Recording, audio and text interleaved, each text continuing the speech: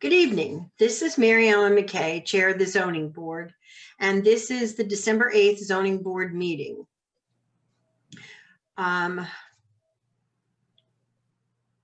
When board members are introduced, they will say present to indicate they are at the meeting.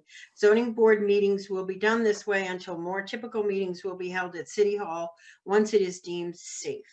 The City of Nashua Zoning Board of Adjustment is continuing via video conferencing using the Zoom application. Due to COVID-19 coronavirus crisis and in accordance with Governor Sununu's emergency order and pursuant to the governor's executive order, boards are authorized to meet electronically until further notice. Please note that there is no physical location to observe and listen contemporaneously to the meeting, which was authorized to meet electronically until further notice. However, in accordance with the emergency order, this is to confirm that we are allowing public access to the meeting be available by telephone 978-990-5298 with additional access means by video or other electronic access.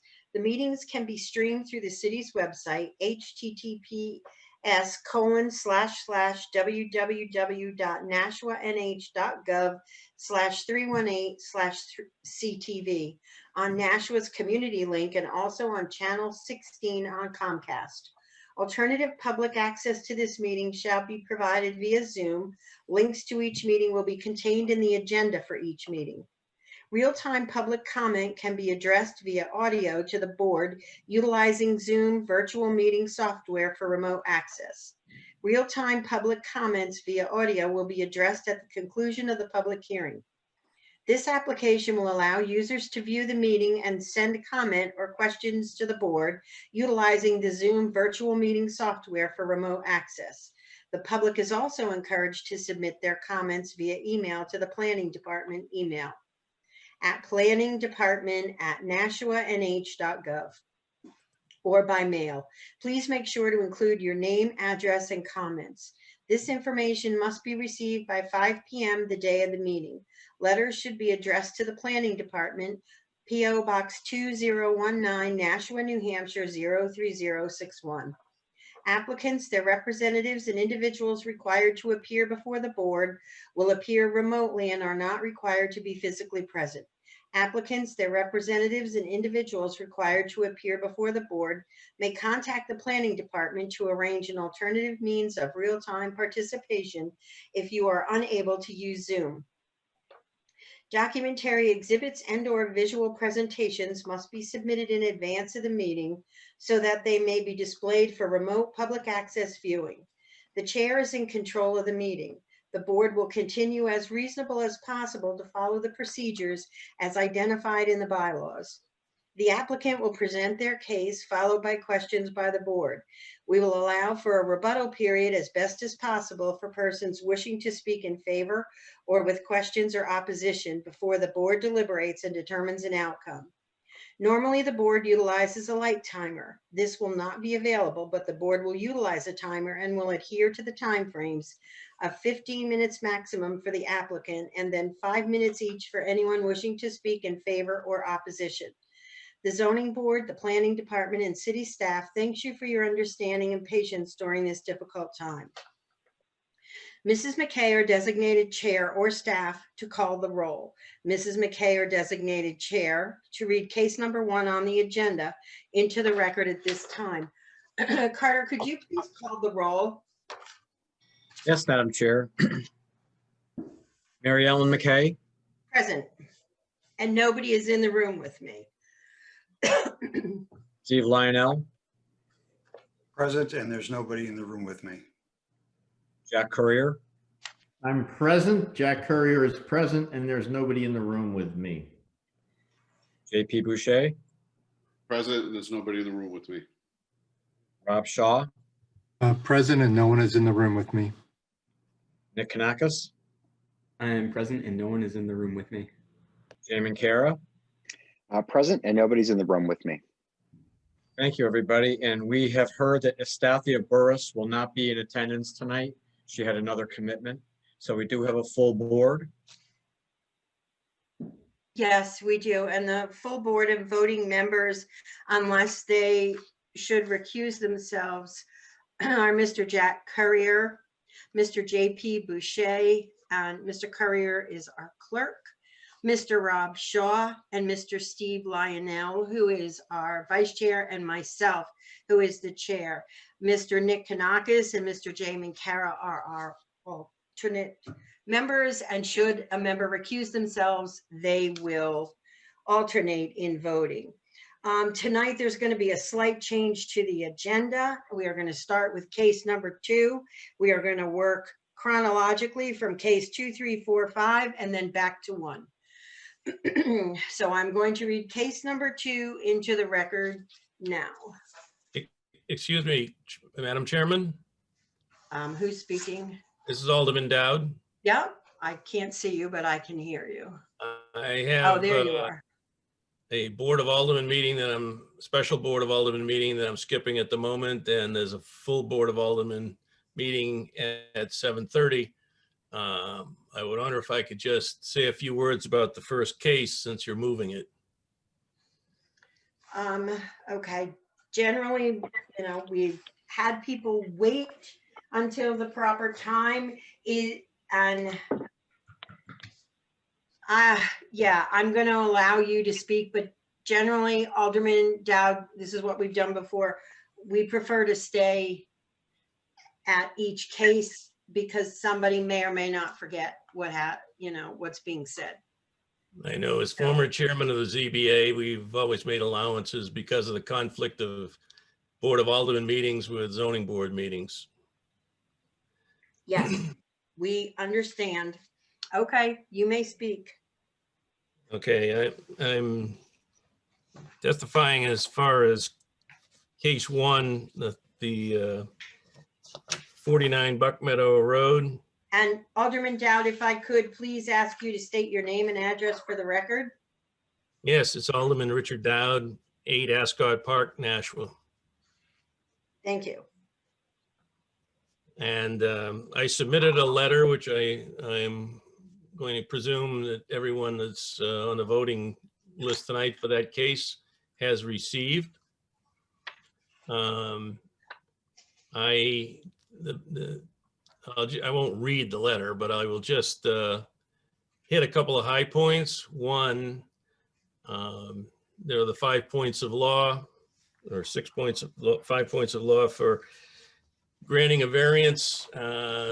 Largest one here is I don't see any hardship because that property can be used for a number of things allowed in R40 zones. And the argument is that it's been used for various activities, logging and possibly landscaping in the past, but that has been just piling things in the back part of the lot with very few, if any, traffic on a regular basis. As you may all know, we're building a new middle school with access right down the street off Buck Meadow Road. And the traffic, it's a very narrow road actually for a main thoroughfare. And to increase the traffic on this road with a landscaping business will be problematic for the 2 intersections on either end. We have no idea what the city's going to do to address those 2 intersections once the school is in place, but there is that issue. And we had to do a traffic study to determine the traffic impact of the school. So I don't think I've seen a traffic impact based on the applicant for this property. The other thing is the driveway coming up onto Buck Meadow is an incline, and with trucks coming up the hill and getting out, and the cars won't see them. It's a danger for parents driving their students to school, for school buses, and any other persons traveling on that road. So I just wanted to voice my opposition to this because it doesn't meet the 5 points of law. And in the past, when we didn't meet the 5 points of law, variance wasn't granted. So with that, I will leave and I'm sure you'll have other people testifying in opposition to this. It's a full-scale landscaping business on this property will be problematic for the neighborhood and for the school. So thank you very much for allowing me to speak. Oh, you're quite welcome. I just didn't want people to maybe forget what you had to say, Alderman Downey. Does anyone have any questions? Yes, Ms. Poirier. Yes, Kate. Madam Chair, we have a message in chat from one of our participants. He says, Madam Chair, can you state the reason on the record why the first case was moved from the agenda that was noticed? Did someone request the case to be moved? No one requests the case to be moved. The chair is in control of the meeting. This is going to be a rather lengthy case, and I guess it's with courtesy to the board and the other cases, we're going to shift it that way. We're going to break after the fourth case to give the board a few minutes to just relax before we go into the last case. And so the decision was made to change up the agenda. Mr. Falk. Madam Chair, to Attorney Cronin's question, the chair has control of the meeting. The cases besides the Buck Meadow Road case are all generally pretty, in our opinion, pretty straightforward cases and shouldn't take an awful lot of time. So the decision, I guess, you made was to make them all go first and then spend the rest of the night with that last case. So it's totally up to the discretion of the chair. I wanted to give each case the time and attention it deserved. And so, not to say we don't do that, we are just changing things up a tad tonight. That does happen every once in a while. This is not a once in a lifetime type thing. This has happened many, many times in the past. So I hope that answers the question. So now we will move on to case number 2. JKS Realty LLC and LJJ Realty LLC owners, L Fairmont Street and L Hutchinson Street, sheet 62, lot 100, and sheet 127, lot 131, requesting special exception from Land Use Code Section 190-114 and 284 to encroach into the 40-foot wetland buffer at 2 separate locations to construct access driveways for a 4-building, 183-unit multifamily development. This is in the RC Zone, Ward 4, approved at the 2/26/19 ZBA meeting, requesting a 2-year extension of approval, zoning district RC. Is there someone here to speak on behalf of this case? Madam Chair, my name is Gerald Prunier. I'm an attorney with offices at 20 Trafalgar Square in Nashua, and here representing the applicants this evening. I want to point out to the board that there have been no changes in any of the laws, especially the zoning laws, regarding this particular granting of the special exception back in February of 2019. So nothing will be is an objective to this particular site. The problem my clients have had is that it's a large project, over 180 multifamily, and the overall economy. And when I say the overall economy, I just don't want to point out to the fact of COVID-19, even though COVID-19 has just made it worse regarding financing the construction of the project by contractors as to what they are able to do under COVID-19, the market conditions, and as I've indicated, the financing. My clients don't want to disturb the site until they're ready to continue to finish the site.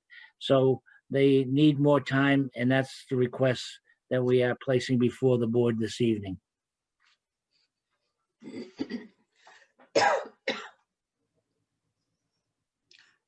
Thank you, Kate. Does anyone have any questions for Attorney Prunier? Yes, Mr. Shaw. Attorney Prunier, I'm assuming, but I just would like to make sure on the record that regarding the overall plans, that really nothing has changed. That pretty much the application as presented and approved almost 2 years ago will essentially be exactly the same from a, It is exactly the same, Mr. Shaw. Exactly the same. thank you. Thank you. Are there any other questions for Attorney Prunier? I see no hands, Kate. No. Okay, thank you very much. Seeing there's no further questions, does anyone wish to speak in favor of this application? Is there anyone here to speak with questions, comments, concerns, or opposition to this application? Madam Chair, I see no hands raised and no messages in chat. Okay, thank you. Hearing none, I will close the public hearing and open the public meeting. Mr. Courier. My opinion on the case is, I think the board spent a lot of time adjudicating on it before. We had come up with a unanimous decision in favor of it. Nothing has changed on this application. I think the applicant's or Mr. Prunier's request tonight has merit in that COVID had slowed things down essentially for the developer. So it makes sense to me, and I find support in this 2-year extension request. Thank you, sir. Mr. Kanakis. I agree with what Mr. Courier said. I also support the variance request or special exception. Thank you. Mr. Boucher. I agree with my fellow board members, and I will support the application. Thank you. Mr. Shaw. Oh, yeah. Likewise concur with my colleagues. And thank you. that wasn't me. Excuse me. Thank you, Mr. Shaw. I think that thumbs up meant you're good. Mr. Lionel, sir. Yeah, I agree with my colleagues and I support the application. Thank you. Mr. Minkara. I also agree with my colleagues and support the application. I too agree with my colleagues and I too support the application. Would somebody like to make a motion? Okay, look, I saw Mr. Lionel. I'll go to you. Mr. Boucher put his hand right down. Okay. Okay, I'd like to make a motion on behalf of the owner, JKS Realty LLC and LJJ Realty LLC. Addresses L Fairmount Street and L Hutchinson Street. Sheet 62, lot 100, and sheet 127, lot 131. Requesting special exception from Land Use Code Section 190-114 and 284 to encroach into the 40-foot wetland buffer at 2 separate locations to construct access driveways for a 4-building, 183-unit multifamily development. This is in the RC Zone Ward 4. This board approved this request at the February 26, 2019 meeting, and the applicant is requesting a 2-year extension of the approval. This is in the RC district. As we said in 2019, this is listed in the table of uses. The board did not find it will create undue traffic congestion or unduly impair pedestrian safety. The board did not find that it would overload public water, drainage, or sewer or other municipal systems. The board found that special regulations were fulfilled and that it will not impair the integrity or be out of character with the neighborhood or be detrimental to the health, morals, or welfare of residents. Therefore, I make a motion to approve this 2-year extension. And Mr. Shaw, thank you very much for your second. Okay. Mr. Courier, how do you vote, sir? I just wanted to clarify before the vote, if Mr. Lionel, if that was both the special exception and the variance or just the variance request? Give me just a moment. There was, I'm just looking at my notes and I have Just a these special as exception. separate. Yeah, Yeah. I'm only seeing a request for the special exception extension. Yes, Correct. so am I. That might be a typo, sorry. All right, just thank you for clarifying that. That's what I was thinking, and that's what I have typed up here. And I vote in favor of Mr. Oh, I'm sorry. Yeah, I vote in favor of Mr. Lionel's motion. And I'm sorry, who seconded the motion? Mr. Shaw, Shaw, got it. Thank you. thank you. Mr. Mr. Boucher, how do you vote, sir? Mr. Boucher votes in favor. Thank you. Mr. Shaw, how do you vote, sir? Mr. Shaw votes in favor. Thank you. Mr. Lionel, how do you vote, sir? Mr. Lionel votes in favor. Thank you. And Mary Ellen McKay also votes in favor. That is a unanimous decision. Attorney Prunier, congratulations. Your extension has been granted. Thank you for presenting tonight. As you well know, anyone has the ability to appeal a decision made by this board. They have 30 days with which to do so. And should you have any questions, please refer back to either Mr. Carter Falk or Ms. Kate Poirier in the planning department. And thank you. Thank you very much. Thank you.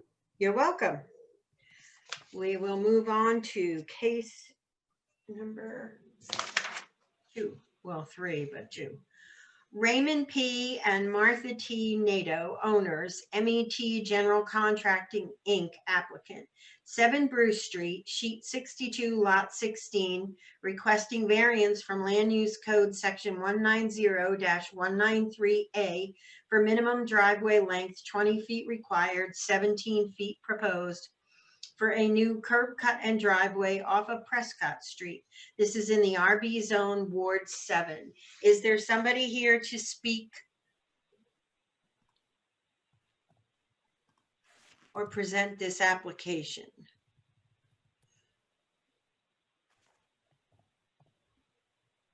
Okay, do you see? I don't see.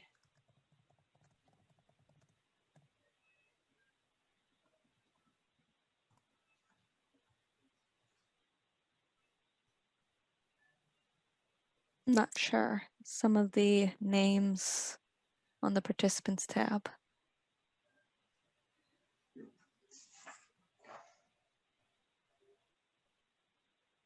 I'm texting him now. Maybe we'll come back to that at a later time. in the Okay. agenda. Then we'll cross over to moving on to 21 High Pine Avenue.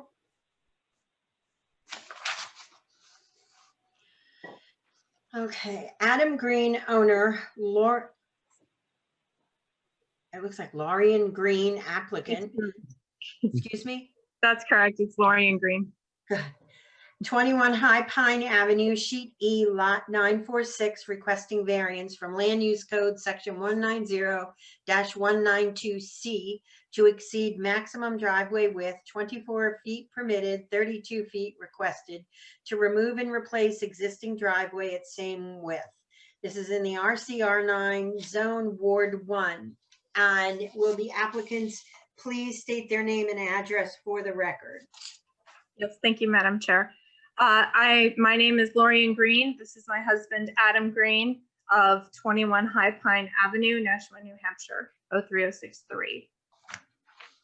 Thank you. You have 15 minutes with which to present your case. Thank you very much. And thank you everyone for taking the time to hear our request. So we've lived here for about 15 years. And during that time, we've always prioritized taking care of and improving the property and maintaining it. We had decided this year that the driveway was in really bad shape. It was cracked. You had the anthills and grass growing up. And so we wanted to replace the driveway. So we shopped around for some pavement company to do it, and one agreed to do it. And the first time we heard about any need for an ordinance was when they were packing up to leave, because that was something they'd never mentioned during the entire contracting and destroying of the driveway process. So obviously we would have waited and done this in the right order ahead of time. Had we known that, we would not have had the driveway torn up. But not knowing that, we now have what you see here, which is the two sides are bare on each side of the driveway, and that side on the right leading up to the stairs is the biggest security issue here, because, or rather safety issue, I apologize, because even our mailman has said some concern about this. And as you can see, this was the other day when it rained, it puddles up and it's starting to erode that gravel under there. So it's definitely a safety hazard. And the biggest reason why we are requesting the extra width of this driveway. Really, we just want to return it to the state it was in before all this happened. Is there anything else you wanted to add? No, we definitely take pride in our home ownership. I was born in Nashua. This is the first time we're ever requesting anything. This has been a learning experience for us. It's been very stressful. There isn't a day that goes by where we get a comment from a neighbor saying, when are you going to fix this? What are you guys doing? I mean, it looks odd. Our landscaping was built around the original size of the driveway. So, I mean, I think that picture tells a lot. And not only do we have issues of the ice on the right side, but we're discovering, I mean, we're learning as we go, because we just had this down a month ago, but the left-hand side, the gutter goes into the gravel, which you can't really see on the left side of the house. So it's causing a lot of dirt, earth to go into the street. It's just becoming a nightmare for us. And it's also was really stressful in terms of working with the paving company. Not that the board needs to hear that, but I mean, we basically got a lesson in making sure you review everything and don't necessarily believe what you're told. The good news is if we are approved, if the board sees fit to approve this variance, they have agreed to come and fix it and make it right. So that is our ultimate hoping here. I think that's it, right? Anything else you want to add? Or? No, thank you so much. Yeah, thank you, Madam Chair and the board. Thank you. Does any member of the board have any questions for the applicants? Mr. Kanakis? When you moved in 15 years ago, was the driveway the width that you want to return it to? Yes, that's Okay. correct. That's all I have. Okay. Mr. Courier, I saw your hand. Well, Mr. Kanakis beat me to the exact same question. He was right there. Does anyone else have any other questions? Okay.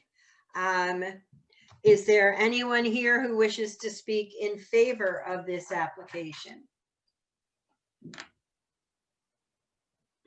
I think we had a letter on an email come in today. Yes, Madam Chair, we have correspondence Okay. for this case. That one I didn't see, I don't think, unless I filed it with the wrong application, but. Ms. Poirier, can you read that into the record, please?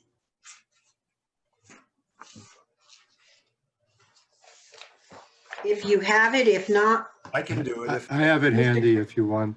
I can read it. Do you have it, Mr. Shaw? Yeah. Okay. It's from Michael and Kathleen McCogney at 20 High Pine Avenue. They say, to whom it may concern, as neighbors of Adam and Lori Green, we have no issues with granting them a variance from Land Use Code Section 190-192C to exceed maximum driveway width, et cetera, at 21 High Pine Avenue. That's it. Thank you.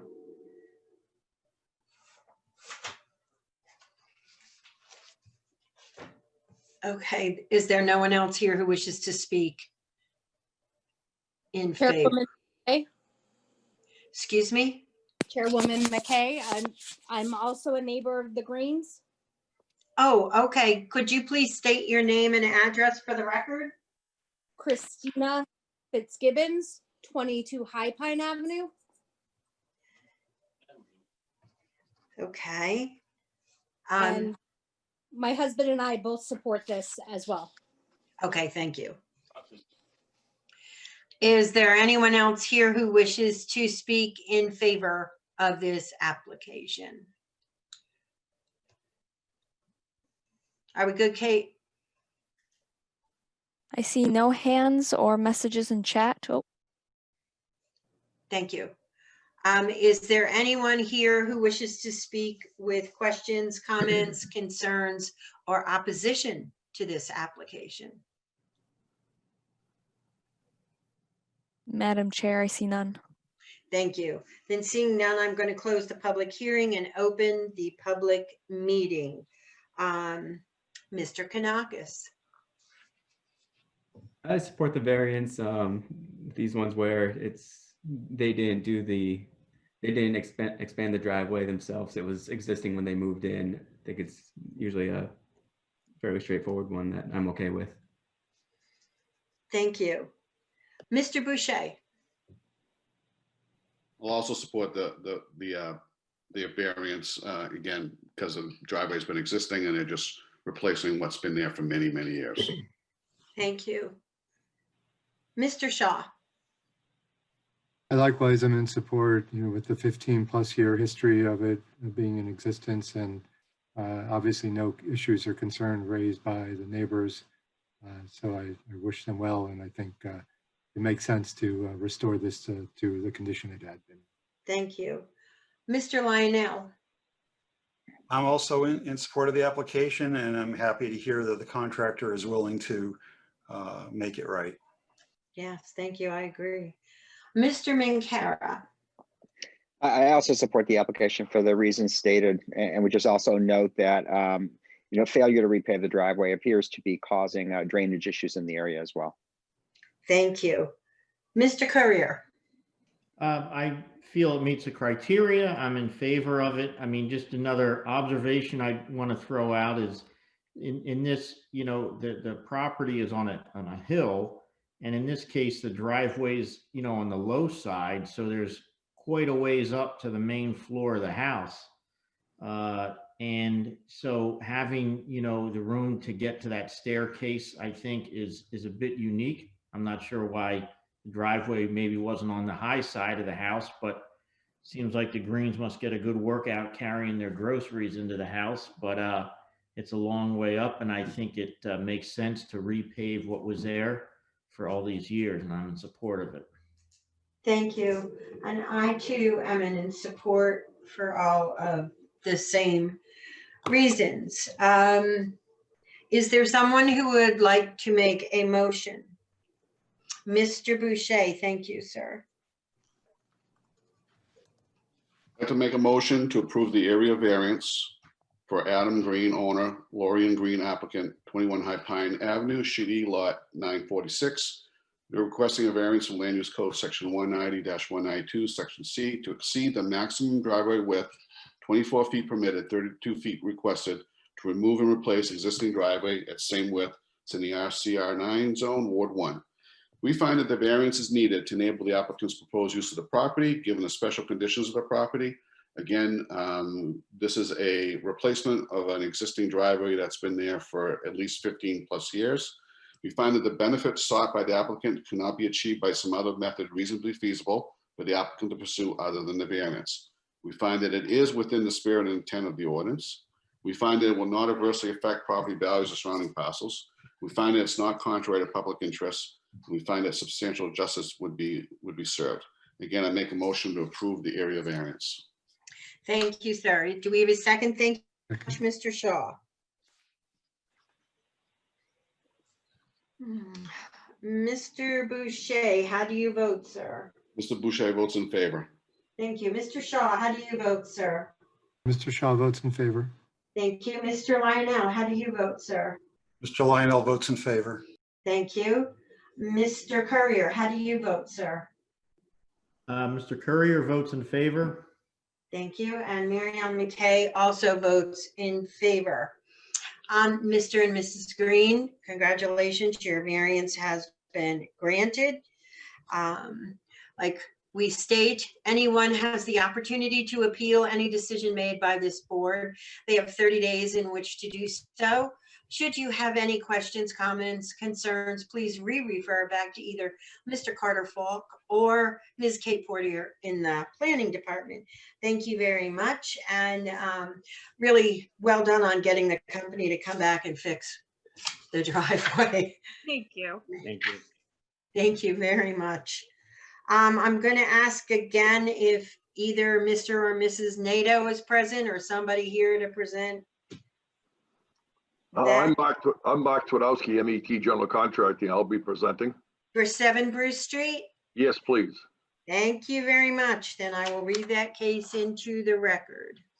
Raymond P. and Martha T. Nato, owners, MET General Contracting, Inc., applicant, 7 Brew Street, sheet 62, lot 16, requesting variance from Land Use Code section 190-193A for minimum driveway length, 20 feet required, 17 feet proposed for a new curb cut and driveway off of Prescott Street.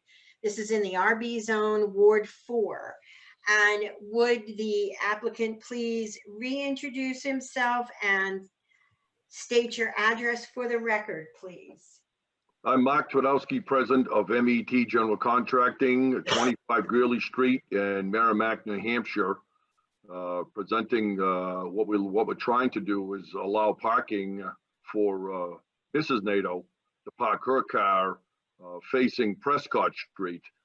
Currently, there is a driveway on 7 Brew Street that's only 12 feet wide, which is long, but not very wide enough for 2 cars. They have to park end to end. So anytime they want to move a car, her and her husband, they have to either put one on the street and then reverse roles. So this driveway on 1 Prescott has been there for probably 38 years. And what happened is when the city came in and reconstructed Prescott Street with the new gas mains and the reconstruction of the street and reset the grade for the course of better of the street and for the neighborhood, the granite curbing is once again showing what it's like it's supposed to be, and now it made that driveway impossible for her to drive onto. The car would bottom out on the granite for her to use it. So what we did is tried to make her a pair of what we call handicap accessible stairs. They're very wide. They're 15, only 6 inches tall with the handicap rails, as you can see in the picture. And we want to remove the concrete set, which does her no good. She can't grab those and walk up at all. So we want to demo those out and allow her to park out front so she can access the door you're looking at right there, which is her unit under the farmer's porch. So that's the hard part for her, is now that she cannot really leave. Last winter, when all the work was going on, actually it's last fall, the work was going on in the street with the city of Nashua with the gas mains and the reconstruction of the street. She really was trapped in the house. She couldn't leave the house at all last winter. She was in for almost 7 months because of the fact that she couldn't walk all the way to her car. She is physically handicapped and has a walker. So she was kind of trapped, but now she tried to put her car back up top to get her what we consider her life back so she can go to the grocery store once in a while. And she's stuck in the same boat now again, where she can't use that driveway because it would really tear the bottom of the car out. She tried it once and it did do a lot of damage already. So we're kind of like, revisiting a driveway that was been used for, like I said, for 38 years and wondering if it would be possible if we could get permission to remove 2 pieces of the granite curbing out front, which you see in front of the trash can, so that we can basically put in concrete to join back up to the sidewalk, which would be about 2 feet of it for the width of the driveway, so she can access that driveway.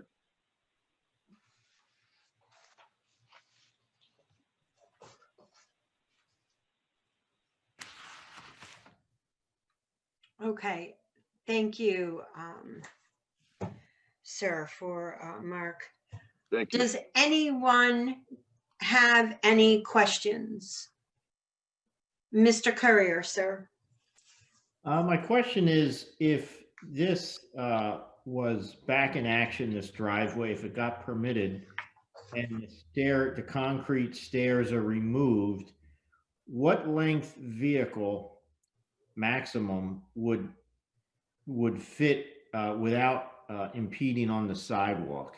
And there was also, I thought it just, there was also somewhere in your application, I can't put my finger on it this minute, it talked about her having a small car, but I was just wondering in terms of length, what we're talking about here. Yes, she has a Toyota Corolla now, so it is a small car. It's only 16 feet long. So it fits there without intruding or encompassing any part of that sidewalk you see in front of the house. So it would not be on the sidewalk. She's always had a smaller car. Part of that reason is when it's easier for her to drive, but two, just to make sure that she wasn't parking on that sidewalk. So yeah, taking that in consideration, that's exactly what they've done, is they're trying to, facilitate, not encompass that sidewalk in any fashion or form. Well, just a thought that, while certainly it's been a driveway for a long time, I recognize that as ownership changes, as it inevitably does, the thought in my mind was perhaps a stipulation of just the maximum length of a car. I would just, maybe a concern I would have with this is the next owner comes along, with a Cadillac or something, and now it's over the sidewalk and there's kind of a problem. Whereas maybe if there were a stipulation and there was a problem, just make enforcement straightforward. Would there be an issue if there was some sort of stipulation on a maximum car length for that driveway? No, I don't. I think, there's 17 feet from that farmer's porch to that sidewalk, to the beginning of it.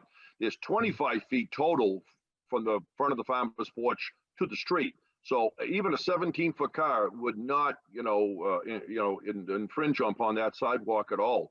I don't see any reason why, because most of the cars nowadays, as we all know, they're not getting bigger. There's a few gas guzzlers out there, but yeah, I'm sure they'd be fine with that. Okay, just my thought. Thank you for helping me with my questions. I'm all set for now. Okay. Thank you, Mr. Courier. Mr. Lionel, sir. Yeah, I just wanted to point out that there's that other driveway, the long one on the other side of the house. So, any future owner could use that. Yeah, this is a 3-family home with really just two people, two tenants now, meaning it's Mr. and Mrs. Nato live in the bigger portion of the home. And if you go around the corner to 1 Prescott, there is another tenant there. But there's only one driveway for a 3-family at this point. So that's probably why that other driveway got put in years ago, so that you could at least facilitate a 3-family, which now both driveways would still, as far as they're concerned, would be sufficient. Thank you. Are there any other questions? Seeing none. We do have some email that we received on page 3. Oh, here it is. And I'll read those into the record at this point in time. From Diane Markham. To whom it may concern, read the case number 3 for Raymond and Martha Nato. I have no problem or concerns for the work they want to have done to remove a piece of curbstone. Thank you. Sincerely, Diane Markham, for Prescott Street in Nashua. And the second one, to whom it may, oh no, never mind. I printed it out twice. I just had it from Diane. I apologize. So we have the one in favor. Is there anyone else here, Kate, that you see would like to speak in favor of this case? No, Madam Chair. Thank you. Is there anyone here with questions, comments, concerns, or opposition to this case? No, Madam Chair. Thank you. And seeing none, I'm going to close the public hearing and open the public meeting. Mr. Boucher, sir.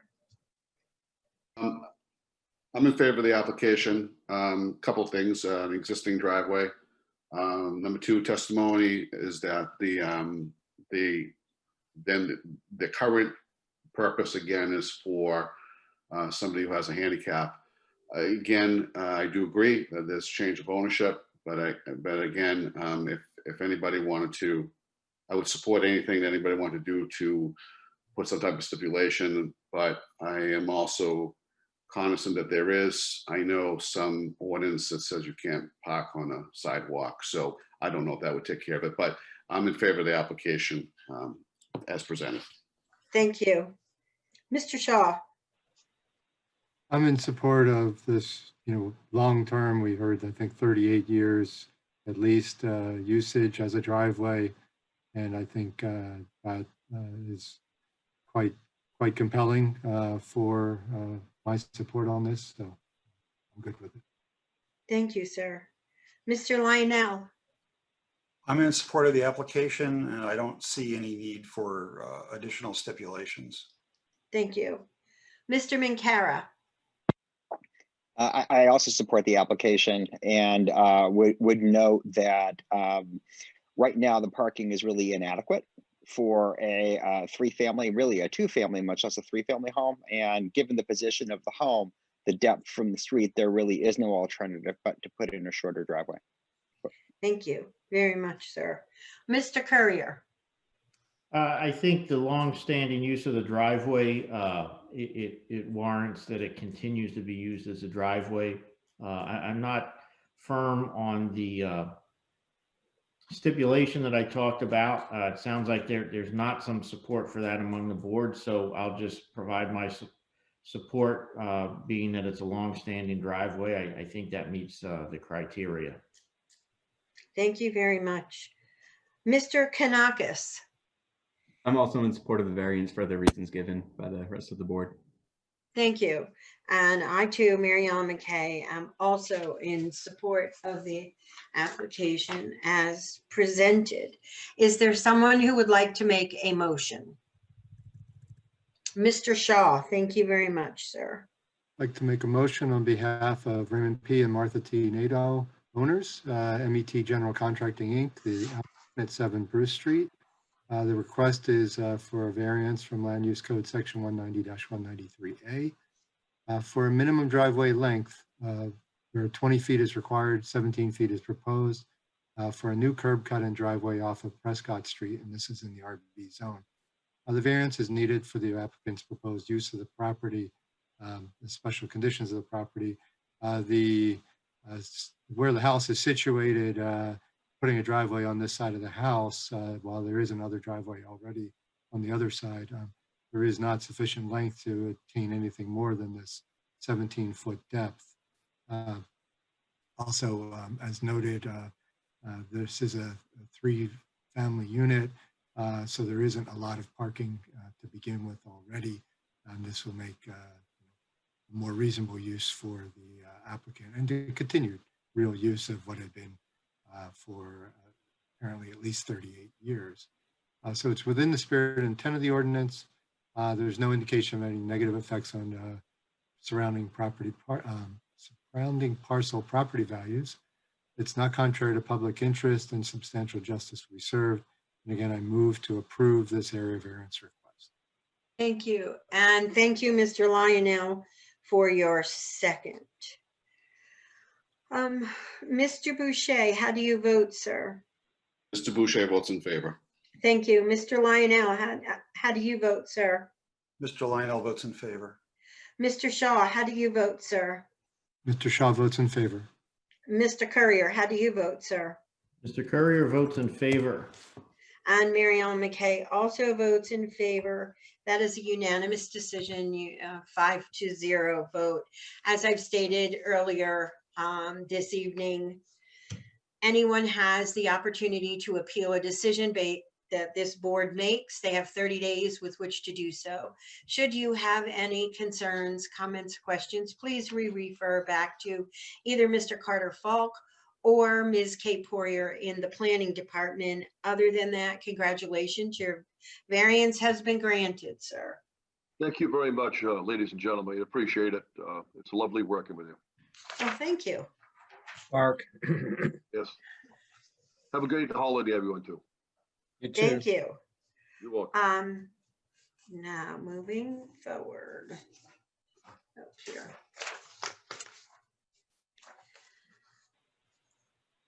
Jeffrey Labrie, owner, Jeffrey and Catherine Labrie, applicants, 33 Yarmouth Drive, Sheet C, Lot 359, requesting the following. Special exception from Land Use Code Section 190-15, Table 15-1, Number 3, to allow an accessory in-law dwelling unit and the following variances.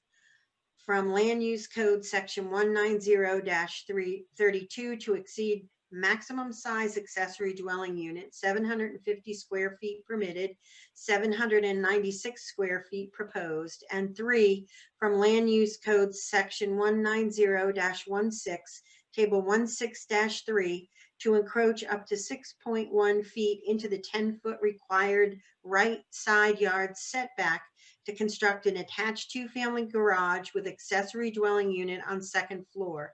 This is in the R9 zone and it's Ward 9. Is there someone here to present this application? Yes, Madam Chair, myself, Catherine Labrie, and my husband, Jeffrey Labrie, are here to present. Thank you. And would you please state your address for the record? We reside at 33 Yarmouth Drive in Nashua, New Hampshire. Okay, and you now have 15 minutes with which to present your case. Thank you, Madam Chair. Good evening, everyone. Myself, Catherine, and my husband, Jeffrey. Today we're presenting for 2 variances and also a special exception. We'd like to add an in-law for my 74-year-old mother that needs help with a medical condition. She also resides with our nephew, whom she's raised since he was a little boy. The in-law would exceed the 750 square footage maximum at 796, and it's really because we need the 2 bedrooms, being that they are very small in our layout as they're depicted on the picture there. We will not be altering the driveway with the exception of cutting into it for the addition. My mother and my nephew are the only living relatives that I do have, and they're very close to our family and our little girls. And they really do rely on us to help them out, and we typically travel back and forth to Massachusetts. So we've been working over the last couple of years to try to figure out a way for us to finance to bring them up here so that we're able to help take care of them. We have spoken to the abutting properties. There's 5 abutting properties. There's the Brooks family at 35 Yarmouth next door. They have sent an email in support, and they're also, William and Elizabeth are present today at the meeting as well. The Beseda family on Nutmeg, they have also sent an email in support, and they were also in the chat leaving a message. I believe they had to leave a little bit early. Also next door, the main abutters where the addition will be added, last name Chase and Coburn, they have also sent an email in support. One of the abutting properties behind us, the Guy family, has sent an email in support. And there is one final abutting, the 5th is on North London, Kadakia. They have given us verbal support. I'm not sure if they did send in an email or not. We weren't CC'd to anything, but we did get the verbal support.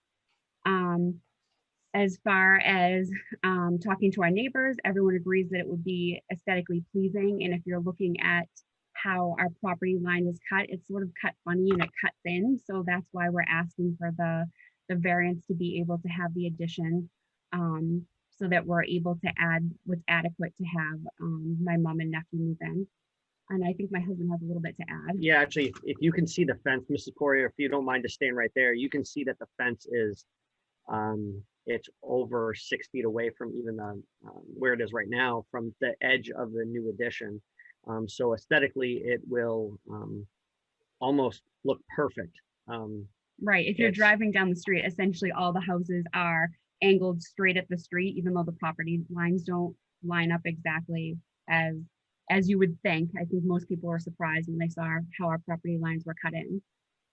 Working with the architect, we tried our best to get the space requirements that we need, not only for her medical conditions, but for her safety and for her well-being, to make her comfortable. And so you can see that we've tried to alter a little bit in the, I would say in the rear section. We kind of did a cut-in on the foundation, so we didn't get up too close to the line. Again, this is very important to not only my mother-in-law, who I love dearly, and I really look forward to her coming and moving into with us, but also for our two little girls who we have. And I think that's pretty much it. I think we're here to answer any questions that you like. And thank you very much for your time, though, for listening to us and reading through all these documents. So. Thank you. Does anyone have any questions for the applicants? Mr. Shaw, then Mr. Minkara, then Mr. Courier. Mr. Shaw. Sure, thank you. Mine isn't even so much. I was going to ask the question, but you ended up answering it. So I just wanted to thank you for noting it. I appreciate the cutout that was done in the back corner to both, I think, drive towards closer to the 700 square foot.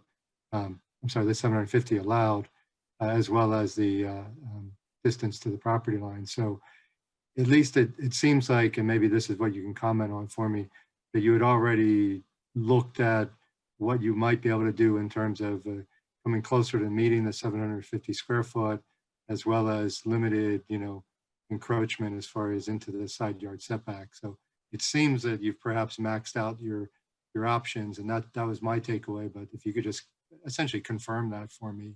We certainly did. We had the architect try so many different ways to be able to fit in appropriate stairs and the mudroom to come into both of the dwellings so that she wasn't doing too many stairs at a time.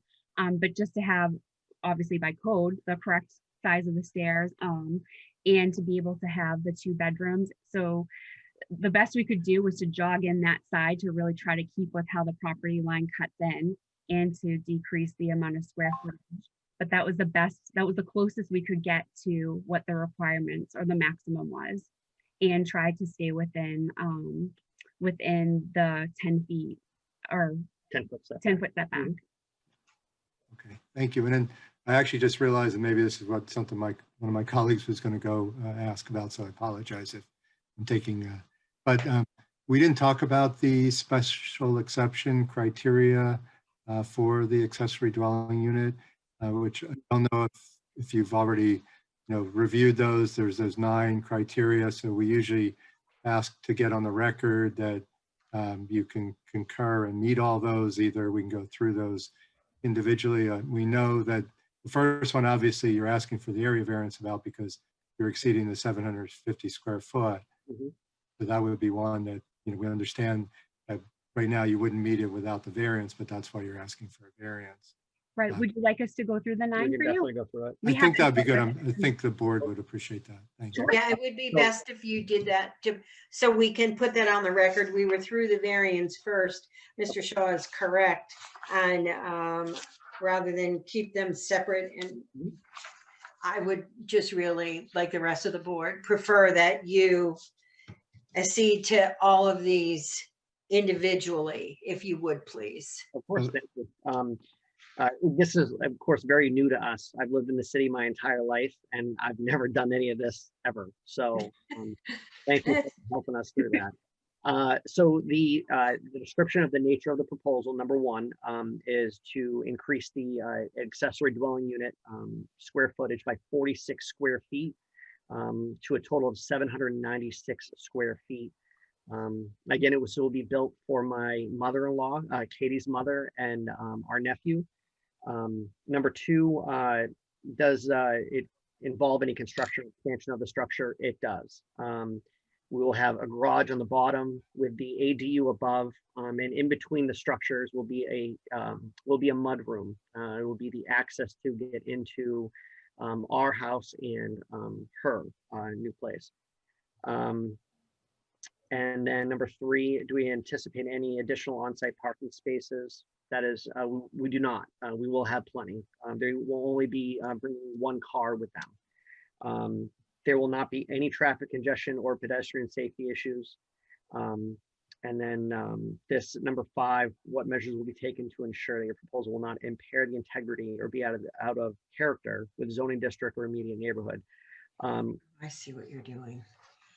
Yeah, so, Okay, let me, those let are me, not the special exceptions. Oh, they aren't. No, you don't Well, no. have those, so let me just Oh, read those. everyone's like, Those are the I'm so points of sorry. law, and Yeah. we Oh, all okay. were, I think.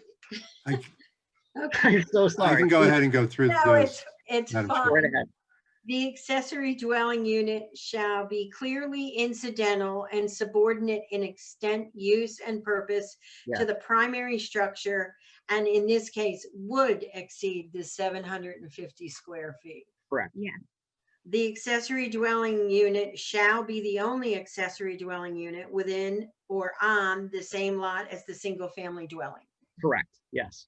The accessory dwelling unit shall not alter the single-family character or appearance of the single-family dwelling or its conformity with the character of the neighborhood. No new entrance or exit to an accessory dwelling unit shall be constructed on the front or frontage side of the single-family dwelling. No new curb cut from the street shall be constructed, and the exterior design of the accessory dwelling unit shall be compatible with the single-family dwelling through architectural use of building forms, scale, and construction material. That's correct. The only is that mud room is really the access to our own home. In between, there is no staircase on the outside or anything like that. There is none of that. Thank you. So that would, yep. The owner of the property must occupy either the primary or accessory dwelling unit as the owner's principal place of residence. Correct. Yes. The owner of the property shall provide the city of Nashua with a covenant for filing with the Hillsborough County Registry of Deeds, along with the appropriate filing fees. We will, if it does get approved. Yes. Okay, if it gets approved, then you will have to Not a problem. provide that covenant to the city of Nashua. Mhm. One additional off-street parking space is required above the minimum standard for single-family home. So we have the 2 in the garage, and then we can actually fit 4 in the driveway after the construction. So that should meet that specification. An exterior door shall be provided between the primary dwelling unit and the accessory dwelling unit. Correct. Yep. There will Thank be. you. The single-family dwelling and the accessory dwelling unit shall not be separated in ownership, including by condominium ownership. It will not. And finally, accessory dwelling units shall only be associated with single-family detached dwellings and shall not be associated with manufactured housing as defined in RSA 674:31. That is correct. It will not. And now I'll go back to Mr. Shaw and see if he has other comments, since he had the floor and was asking you questions. Thank you, and my apology. That's Oh, no, I totally understand. And that, like you said, this is your first time through this. So we all have been through this a few more times. So that was all that I had wanted to cover, Madam Chair. So thank you. Okay, then Mr. Mintara, you had your hand up next to ask questions, sir.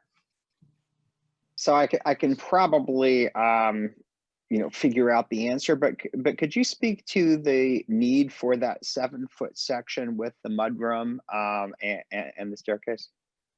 So that would be our, that would be our entrance into the house, and in order to get into our house and then into their house. And then at the end, we're actually putting our laundry room in that mudroom.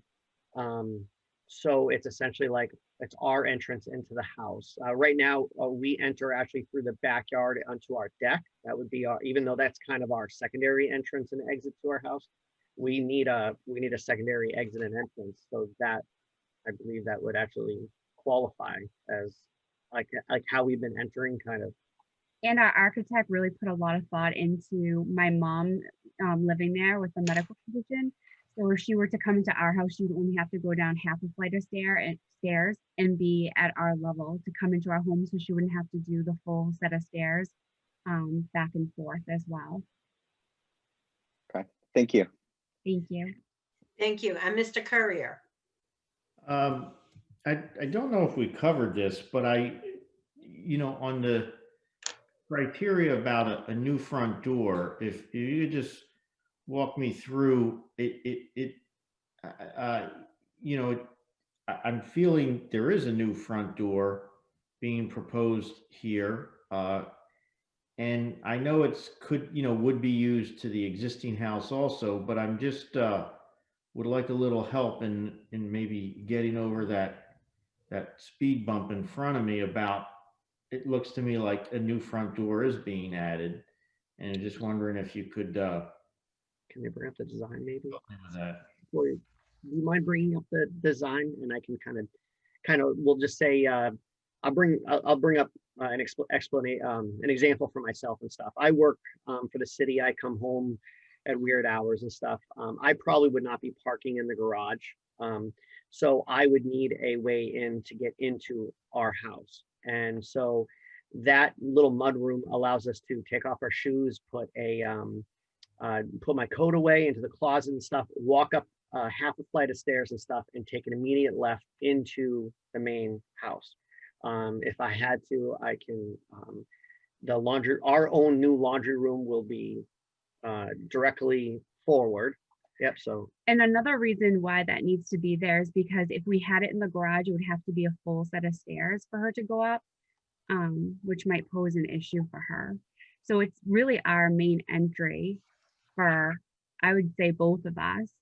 We typically don't use our front door. We use our back/side door currently. So we would continue to use that. we also need access to Entry. the garage. Yeah. So it allows us to walk through to get to her in-law apartment and to get into the garage. And it allows her to only go down half a flight of stairs to be able to come into our home. Okay, I mean, I hear you loud and clear. Thank you for that. I'm just, okay, thanks for that answer. I'm just dwelling it in my head, but I don't want to hold things up. So let's just keep moving and work on that. Okay, thank you. Does anyone else have any questions for the applicants?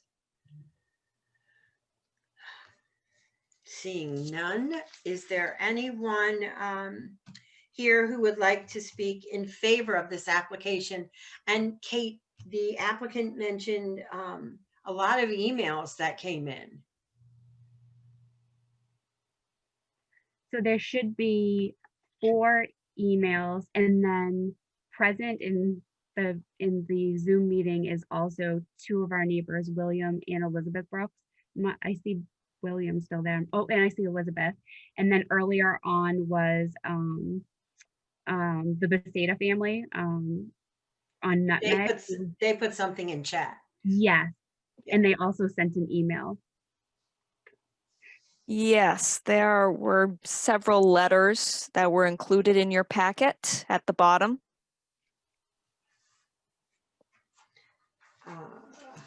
Okay, Looks I don't think I got those. I know I didn't get any letters, and I didn't get any emails. So I'm going to have to ask you to read those into the record, and then I'm going to ask, or first I'm going to ask people here. I'd rather have people here present, and then we can read the others into the record because they were not. I'm sorry, they just weren't in my packet. Ms. McKay? Yeah. If you double check this, the stapled, item for this application in the last. Are they on the back of it? The last 3 or 4 pages are emails printed out. Oh, I didn't go back past the, okay, you're right, they're here. Thanks, Mr. Shaw, I didn't go past the pictures and the map. That's what I get.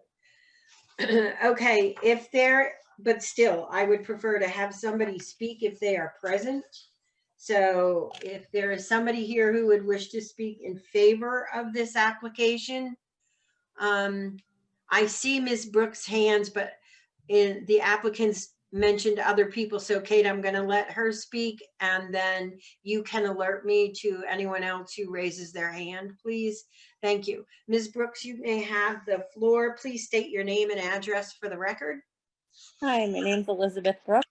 I live at 35 Yarmouth Drive with my husband William, who's also in this meeting, and we sent a letter that the Labries submitted with their application, I believe, saying that as proposed, we don't have any problem with their in-law apartment. Their mother-in-law is a lovely lady. We've met her on many occasions, as is their nephew. We can also attest to the fact that they do almost exclusively use their side door, which will be basically eliminated by building the garage there, justifying the mudroom door. I think that's, but we are not the neighbors on the addition side of the land. We are on the other side. So they're not getting any closer to our property. I think that's it. Thank you. Thank you. Kate, is there somebody else who wishes to speak? Madam Chair, I'm seeing no hands raised. We did receive a message in chat. Several messages in chat from Jim and Christy Basada. I see that. Other than that, I think other than that, you have letters in your packet, and they've Yes. also been posted in a link in the chat. The letters have been posted. Okay, I see The that. packet. And I'm going to read from Jim and Christy. How do you say they're like Basetta? We are unable to stay for the case concerning our neighbors, but we would like our comments to be on the record. Speaking in favor of the request made, they cut it case number 4. It's case, well, they said 5, it's 4, regarding the Labrie property at 33 Yarmouth Drive. In a recent housing study conducted by the City of Nashua, a recommendation was made that in order to ease the shortage of housing in the city, allowances should be made for accessory dwelling units on existing properties. It would seem to us that the exemption this family is requesting is not only compassionate to the needs of the Labrie family, but is also in accordance with the recommendations of the City of Nashua Housing Study regarding accessory dwelling units. Thank you for receiving our comment in favor of this exception. And I'm going to ask Kate, you and Carter, since these emails are attached to the packet and they're posted, should they still be read into the record? Madam Chair, none of them are very long. Probably wouldn't be a bad idea to read them into the record. Okay, fine. I just read Christy Bassetta's, and she's at 12 Nutmeg Drive. From 31. Yeah. Then And here I have one. Dear Nashua Zoning Board of Adjustment, my girlfriend of many years and I reside at 31 Yarmouth Drive. We were renters here for many years and then bought the home. We are the main abutters on the right side of the property line where the variance would encroach. We are writing this letter to let the city know that we support of the Labries plot plan, including the variance and special exception that they are seeking. The sketch of the home is beautiful and will fit nicely into our neighborhood. We also are in support of them taking care of their mother and nephew, and it's signed Stephen A. Coburn, 31 Yarmouth Drive, Nashua, 03062, and Candace L. Chase, 31 Yarmouth Drive, Nashua, 03062. And then we have the letter from William and Elizabeth Brooks, but Ms. Brooks was here to speak. Okay. Madam Chair, Okay, Cindy Guay. there's one last one. Yeah, Cindy Guay. Yep. This email is to inform you that I am in support of the request of Jeff and Katie Labrie at 33 Yarmouth. That's from Cindy Guay. And that's Christy. I think that's the only others that I see, unless somebody sees something else that I may have missed.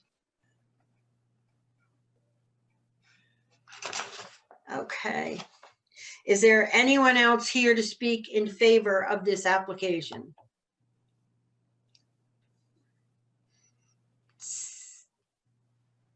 No, Okay. Madam Chair. Okay. Is there anyone here to speak with questions, comments, concerns, or opposition to this application? No, Madam Chair. Then seeing none, I will close the public hearing and open the public meeting. Mr. Shaw, sir. I am in support of the application. I really do. I think a number of things. And first of all, it's good to know there's, strong support from the neighbors, and especially the most affected neighbor.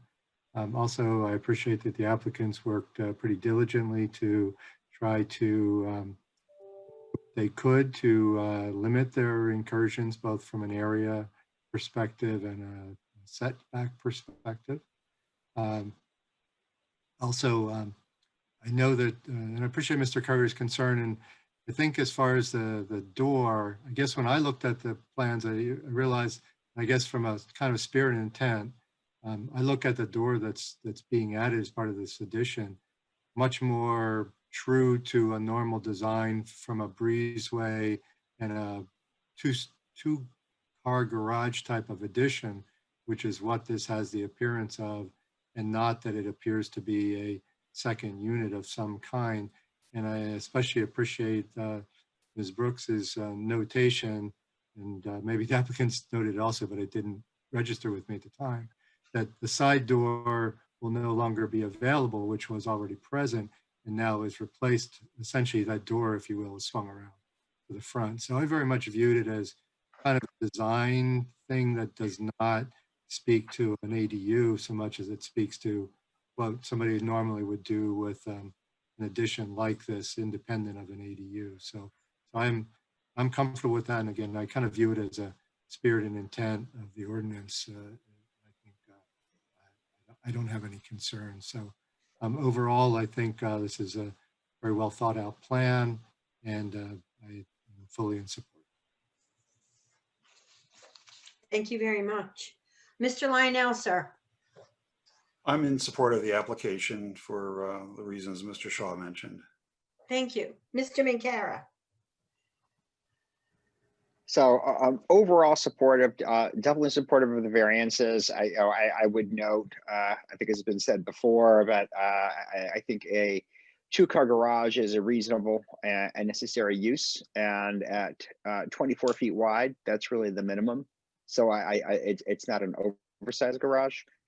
I think the applicants addressed the need for the 7-foot section connecting between the house, one, architecturally, but two, because the house is a split, given the differences in levels. I think that's reasonable. So no problem with the setback. Variance, the area variance for the ADU is really minimal. And I think the point's been made, but the applicants really did seem to strive to minimize the overage as much as possible. At some point, you're dealing with the area above the proposed garage anyway. So I think it's minor, and I support that as well. I think my one point of a contention is that second door. It does look like another front entrance, and respectfully disagree with Mr. Shaw. I think it does give the appearance of a two-family home. So that's my one sticking point. Thank you, Mr. Minkara. Mr. Courier, sir.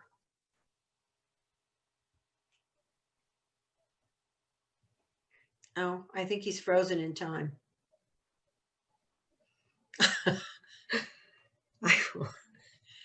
He said he would, as bandwidth could go, so we will look for him to return. Mr. Kanakis. I'm also in support of the application. Thank you. Mr. Boucher. I'm also in support of the application. And as far as that second front door, I'm agreeing with Mr. Shaw's reasoning behind that. So I don't have any issues at all. Thank you very much. Mr. Courier. My internet dropped out for just a moment. I don't know if it was just in the middle of Mr. Lionel, but I didn't miss anything on that. I guess I certainly appreciate, especially Mr. Shaw, your description of how the proposed new door would look like a breezeway. Because I was pretty much hung up on that. You know, we don't have really much latitude. Again, no new entrance or exit to an accessory dwelling unit shall be constructed on the front side. I mean, that's pretty clear, but you know, I do see that this would be like a typical breezeway door. So I guess I'm still pondering on how we define that, but I guess I'm struggling with support for that, but that's just where I'm at, and I guess we just move on with the vote. Thank you. And I too am in support in looking at the door. It kind of sort of does look like a breezeway door, and so I'm good with the door and Mr. Shaw's explanation. Mr. Falk, I see your hand. Yeah, Madam Chair, you know, we saw that door as well, and if it was a door that solely went to an ADU, it would be a different story. But this door is also, I would consider, one of their main doors to get into their house. I've got the exact same thing in my house here, and we never use our front door. We use our side door, like what this is kind of used for their breezeway. And, you know, I don't have an ADU in my house, but it's not uncommon to have two doors in the front of a house. And, you know, even if I drive around my neighborhood, I see many houses with two doors to get into the front of the house. But since it's also a main door to get into their main house, you know, we think it meets the intent of the ordinance, you know, only because it doesn't solely enter just the ADU. Thank you very much, Mr. Falk, for your explanation. That was helpful. Would anyone care to make a motion? Mr. Shaw, and would you be doing the special exception first or the variance? And I'm assuming you're going to make the motion that will cover both. That was basically, well, my question was, yes, do we do area or special exception? That I'm fine either order. I know sometimes it makes more sense, and I'm just not thinking through it clearly myself, which way we should do it. Mr. Courier, do you want to weigh in which you would prefer to have us? You're the clerk. Yeah, I would say, Mr. Shaw, if you would like to do the special exception first, that's the way the voting sheets are typically worded, because typically the special exception would be based on the variance being granted, and that's the way we've typically done it. So that would be the order I would suggest. Okay. So thank you. I will go ahead and offer a motion on the special exception request initially, and then come back and do area variance. Thank you. Next. So the proposal comes from owner Jeffrey Labrie, applicant Jeffrey and Catherine Labrie at 33 Yarmouth Drive. Sheet C, lot 359, requesting the special exception from Land Use Code Section 190-15, Table 15-1, number 3. This is to allow an accessory in-law dwelling unit, and this is in the R9 zone. It is listed in Table of Uses. It will not create undue traffic congestion or unduly impair pedestrian safety. They will have no significant overload affects public water, drainage, sewer, or any other municipal systems. The special regulations are fulfilled by testimony. I will note the exceptions are the first one, the area limitation of 750 square feet. There is an area variance that will be proposed to address a proposed 46 square foot overage there. And the board did spend a fair amount of time discussing the concern about whether or not how to treat the fact of the criteria new entrance or exit to an accessory dwelling unit shall be constructed in the front or frontage side of the single-family dwelling. The board feels that the door, there was an existing side door already. It's essentially shifting to the front as part of the breezeway mudroom configuration, and that this is a very normal type of access for an addition like this, independent of an ADU. So I think that the spirit and intent is met for that. So just in case I didn't state it again, the other 7 criteria and the rest of the 8th criteria I was just talking about are all met by testimony by the applicants. And then it will not impair the integrity, be out of character with the neighborhood, or be detrimental to health, morals, or welfare of the residents. And again, I make a motion to approve this special exception. And thank you, Mr. Boucher, for your second. Mr. Shaw, how do you vote, sir? Mr. Shaw votes in favor. Mr. Lionel, how do you vote, sir? Mr. Lionel votes in favor. Thank you. Mr. Courier, how do you vote, sir? Mr. Courier votes in favor. Thank you. Mr. Boucher, how do you vote, sir? Mr. Boucher votes in favor. Thank you. And Mariana McKay also votes in favor. So that is 5-0. Your special exception part of the application has been approved. And now I will look to Mr. Shaw to continue on with the second portion of the motion. Thank you. I'd like to again make a motion regarding area variances for owner Jeffrey Labrie, applicants Jeffrey and Catherine Labrie at 33 Yarmouth Drive. Sheet C, lot 359. The 2 area variance requests are from Land Use Code section 190-32 to exceed maximum size of accessory dwelling unit. 750 square feet is proposed. 796 square feet, is permitted. 796 square feet is proposed.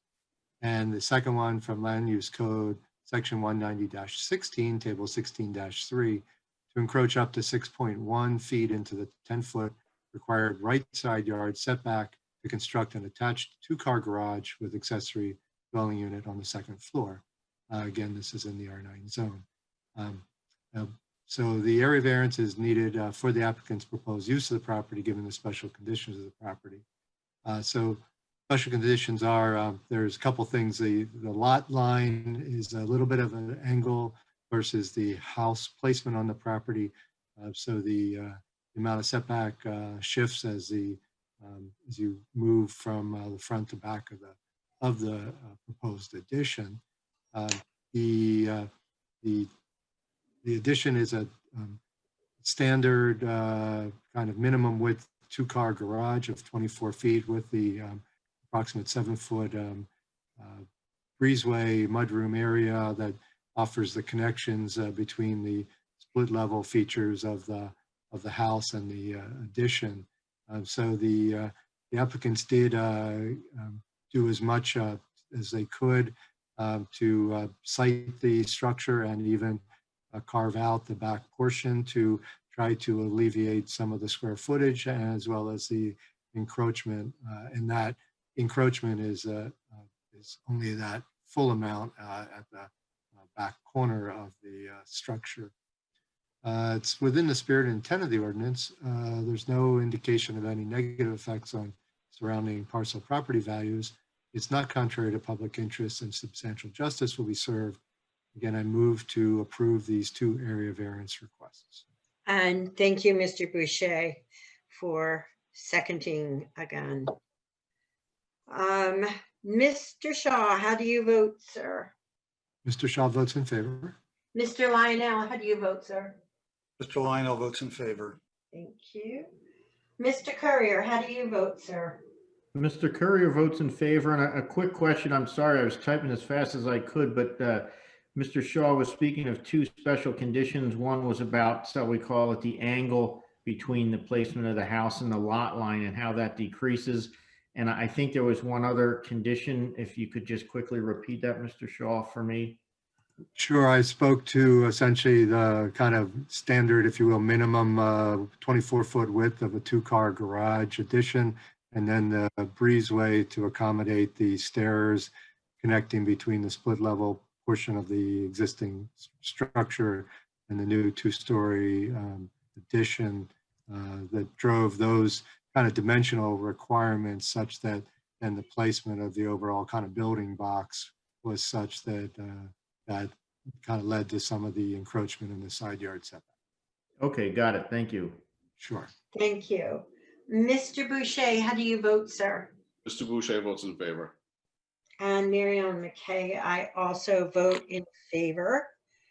That is unanimous. It's 5-0. Mr. and Mrs. LeBrie, congratulations. Your variance and your special exception have been granted tonight by the board. As I've stated clearly throughout the evening, we let people know that anyone has an opportunity to appeal any decision made by this board. They have 30 days in which to do so. Should you have any questions, comments, concerns, please re-refer back to Mr. Carter Falk or Ms. Kate Poirier in the planning department. And again, congratulations and good luck with your project. Thank you. Thank you It very means a lot. much. Thank you, everybody. Thanks. Take care. Take care. Thank you. And now, as I stated at the beginning of the meeting, I'm going to give the board let's give us a 7-minute break to kind of go and stretch and come back. Ms. Chair? Madam Yes. Chair? Just I guess maybe just a very quick reminder for folks that, we're coming back for the original case one. Yeah, case one. We are coming back for case one. We have all returned. Yes, we have. Okay, welcome back, everyone. And I'm going to read the final case of the evening into the record. Ernest and Constant Gagnon Family Trust owner, JLS Holdings LLC, by its attorney, Tom Hildreth, McLean Middleton Law Firm applicant, 49 Buck Meadow Road, Sheet C, Lot 18, requesting use variance from Land Use Code Section 190-15, Table 15, number 148, to allow a landscaping business and landscaping equipment storage. This is in the R40 zone in Ward 5. Is there someone here to speak on this application? Thank you, Attorney Hildreth. If you would please state your name and address for the record. The floor, sir, is yours. I think you're muted. Kate, is he? No. Hi. There you go. Is that better? Yes, sir. Okay. My name is Tom Hildreth. I'm an attorney at McLean Middleton. I have an office at 900 Elm Street in Manchester, New Hampshire, and I'm representing the applicant this evening. And I'd like to begin with the kind of secondary argument that we made in our supplemental filing that this application doesn't even require a variance. And I want to tell you a little bit about the nature of the use that's proposed by the applicant, and more importantly, the history of the use of the property at 49 Buck Meadow Road. And the proposition is this, that because the applicant proposes a mere continuation of a similar use to that historically made of the property, rather than an expansion of that use, no variance is required. So let me just tell you a little bit about the applicant's principal, Justin Stanton, who is with us this evening under the name of Justin, not by video, but listening by audio, formed his landscaping company, Stanton Landscape and Irrigation, in 2008. It's been located in Nashua ever since then. It currently has its administrative offices at an office park on Northeastern Boulevard. And for the 5 years that ended on this summer, June 1st or July 1st of 2020, he used as his landscape yard a property at 34 Buck Meadow Road, just up the street. And we're going to hear some opposition testimony from the very folks who leased their property to Stanton Landscape for the very same use he wants to make of the property across the street at 49 Buck Meadow.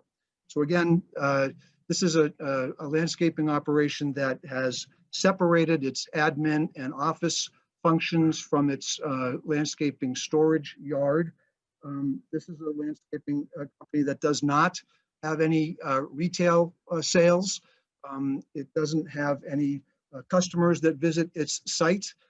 It doesn't process any materials. It just has a place where it stores its equipment. I said in our supplemental filing that Stanton Landscape operates approximately a dozen trucks and trailers. Today, the numbers are actually 4 trucks and 5 trailers. They have 10 employees at the height of their season, which is the landscaping season. Presently, they have 2 employees, during the non-height of the landscaping season. Their proposal, or the Stanton proposal for using 49 Buck Meadow Road, is not to add any buildings, not to add any signs, not to change the nature of that operation, and simply to use the contractor's yard, as I'm going to call it, that has historically been used for similar purposes. So that's kind of what Stanton Landscaping is, and a little bit about what it is not. If I didn't say it, they're also not proposing any signage at the property. So let me turn attention to what I know about the history of the property. And I don't have any personal firsthand knowledge of the history, but I draw my knowledge from 4 sources. And those would be the owner himself, Ernest Gagnon, as well as his neighbors, as well as city records, as well as some historical photographs. I hope I'll have a chance to show you in just a few minutes if Kate's able to allow me to share my screen. You Mr. can. Gagnon submitted a brief affidavit to the record dated earlier this year as part of the initial filing. I sum it up this way.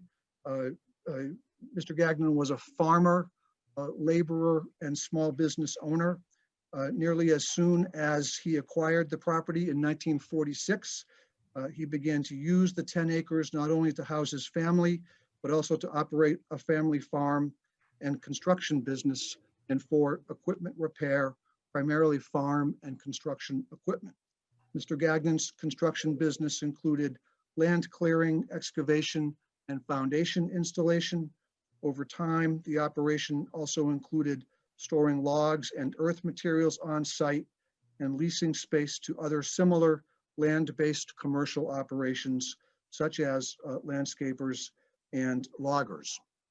And this part is not in his affidavit, but I had occasion to interview him by telephone recently. And he told me that, I mean, he's almost 97 years old. And he told me that his family moved to Buck Meadow Road when he was 1 in 1925. So he lived first with his family, and then he bought the property next door when he was a young man in his early 20s.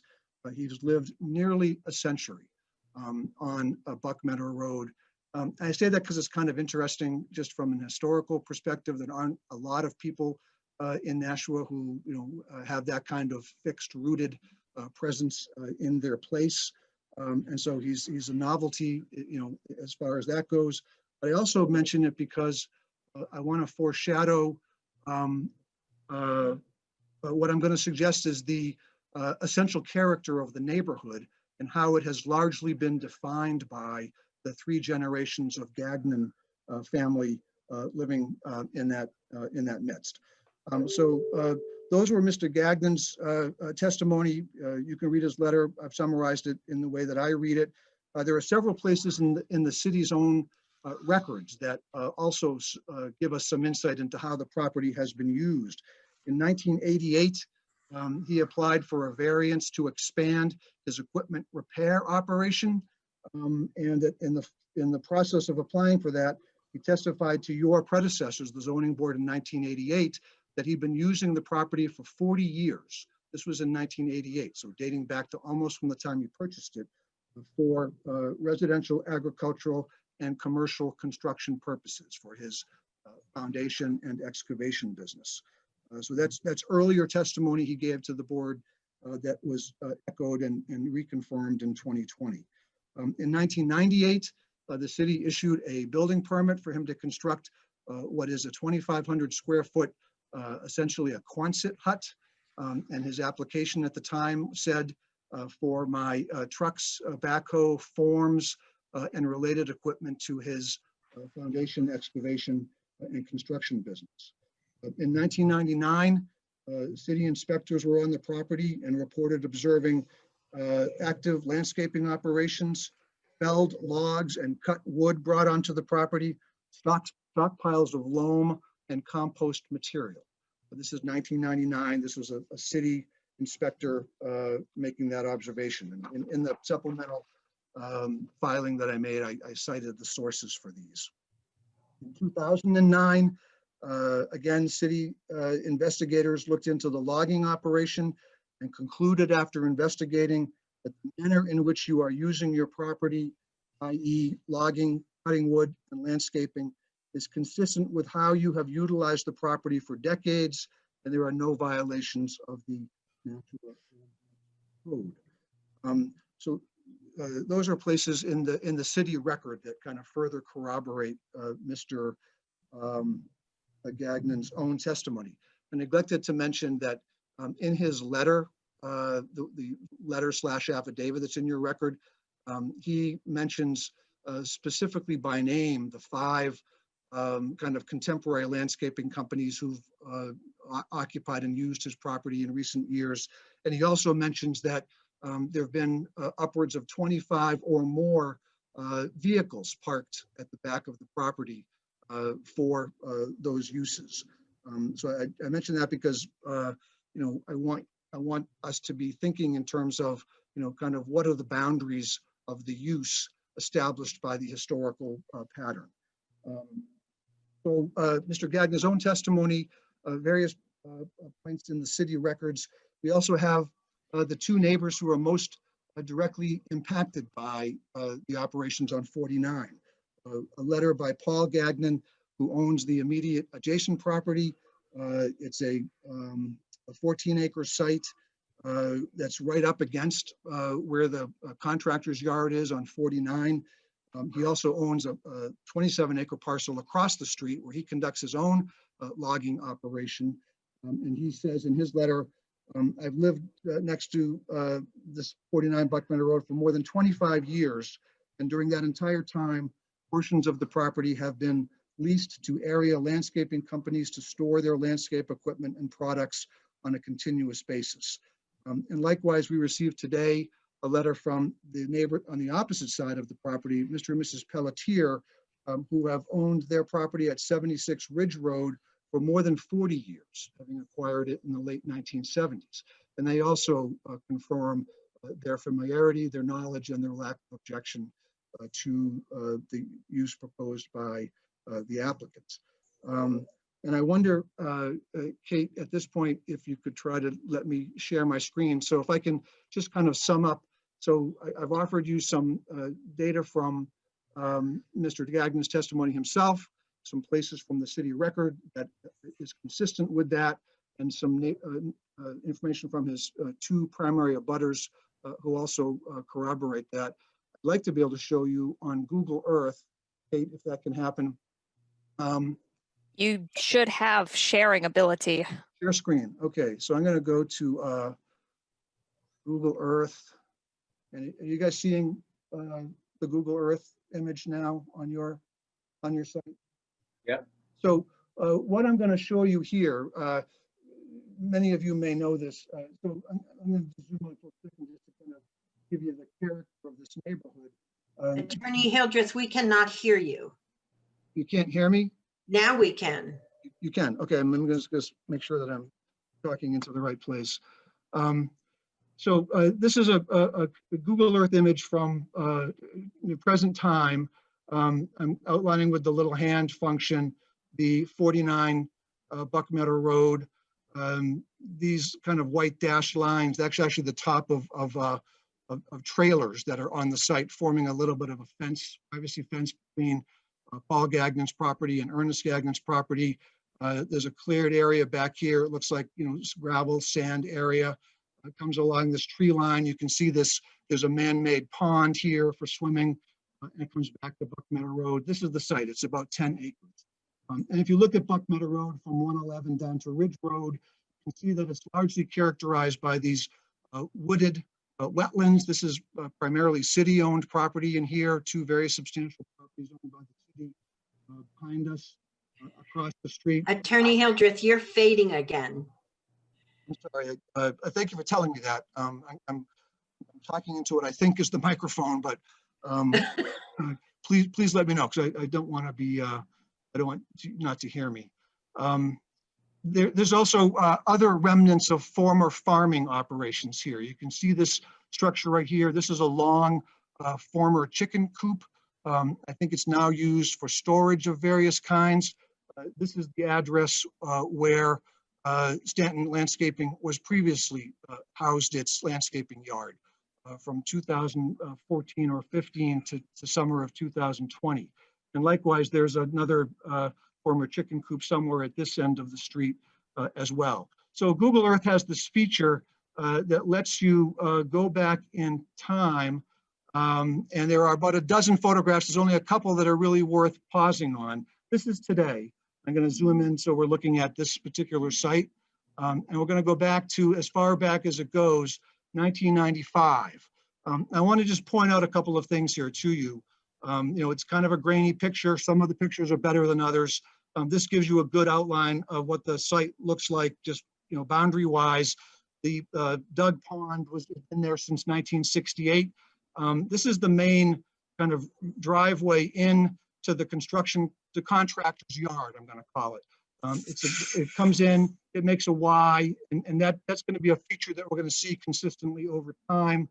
I'm going to just move forward to the next photograph. This is 1998. Again, you can see the Y-shaped drive. You can see some equipment, some equipment located in this area down here.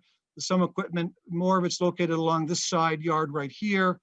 Our Quonset hut is going to appear here shortly. This is the year that was approved. So we go to the next picture, and now better clarity. You can see the Quonset hut. You can see the construction equipment. You can see here what appear to be bins of material like gravel or mulch or loam or things of that nature, stored in this area right here. Some piece of equipment down in this triangular area right here. And presently, there's nothing happening, back behind this tree line, right here. It's going to change over time. So we go. This was the 2001 picture. Attorney Hildreth, I don't mean to interrupt you, but we keep getting reminded that you probably have about 1.5 minutes left of your 15 minutes. Okay. So I'm just gonna kind of click forward in time. So what am I establishing by this? From 1995 through the present, historical aerial photographs show consistently that the property has been used as a contractor's yard, which is exactly how we want to use it. And if you wanted to count the equipment, you could find 25 or more vehicles in this particular picture. This is from 2005. And that's consistent with Mr. Gagnon's recent testimony. A couple of things happened, in the years. I'm not going to spend any time on between then and the present.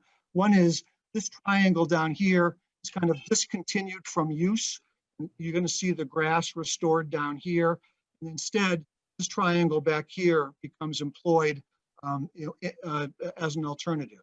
So if we come all the way to the present, you see this is grass has now recovered here, and equipment is now stored here, behind this tree line.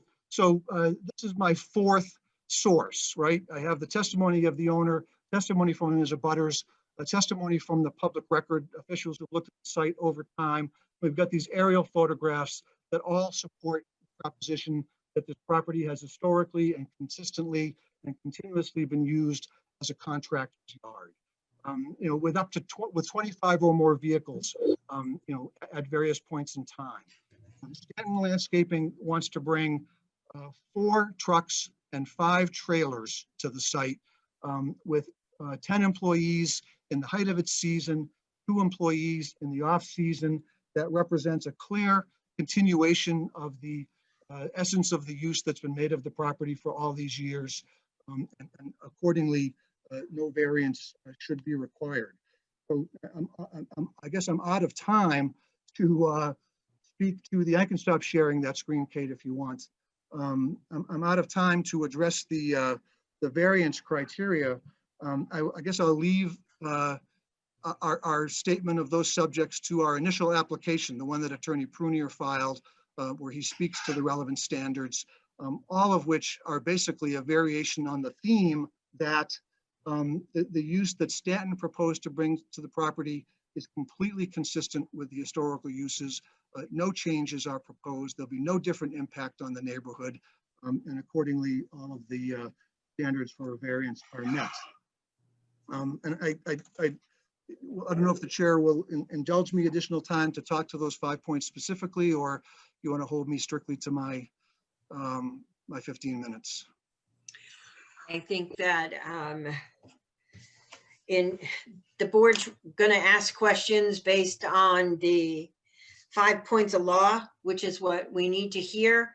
And so I'm going to indulge you and ask that you please do, if you can do it rather, quickly and succinctly, within 5 minutes, to bring up the 5 points of law. Okay, so I've spent a lot of time thumbing through the Office of State Planning Handbook for Zoning Officials. I'm sure you all have it, and it gives you a myriad of ways to cut at the various statements of the standards.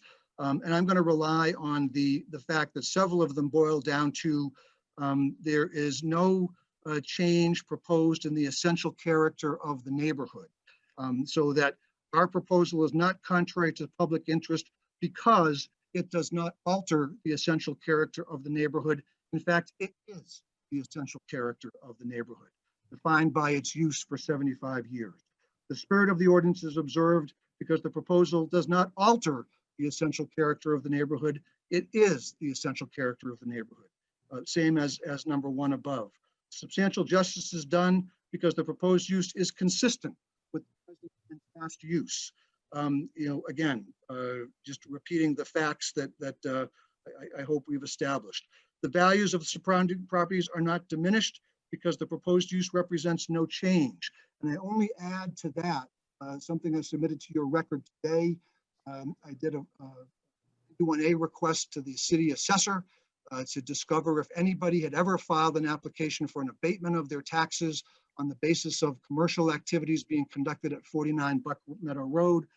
Not only had that never happened, no one has ever claimed their property values are diminished because of what's gone on at 49 Buck Meadow Road, but the assessor reported that the assessing card for 49 Buck Meadow Road expressly carries the reference that landscaping type enterprise, loam, mulch, and firewood are conducted on the property. Everybody who has written a letter in opposition to this case moved to this neighborhood long after the property was employed for the purpose that it's been employed for, and that Stanton simply wants to continue in the same fashion. Again, Attorney Hildreth, when you turn your head in that direction, we lose your voice. I'm sorry. And then in terms of the hardship criteria, there are several features that make the property, conditions of this property. One is the long-standing, continuously operating commercial uses. 2 is its large size. It's a 10-acre tract, much larger than required for permitted R uses. 3 is it's screened and shielded and buffered by large tracts at the rear.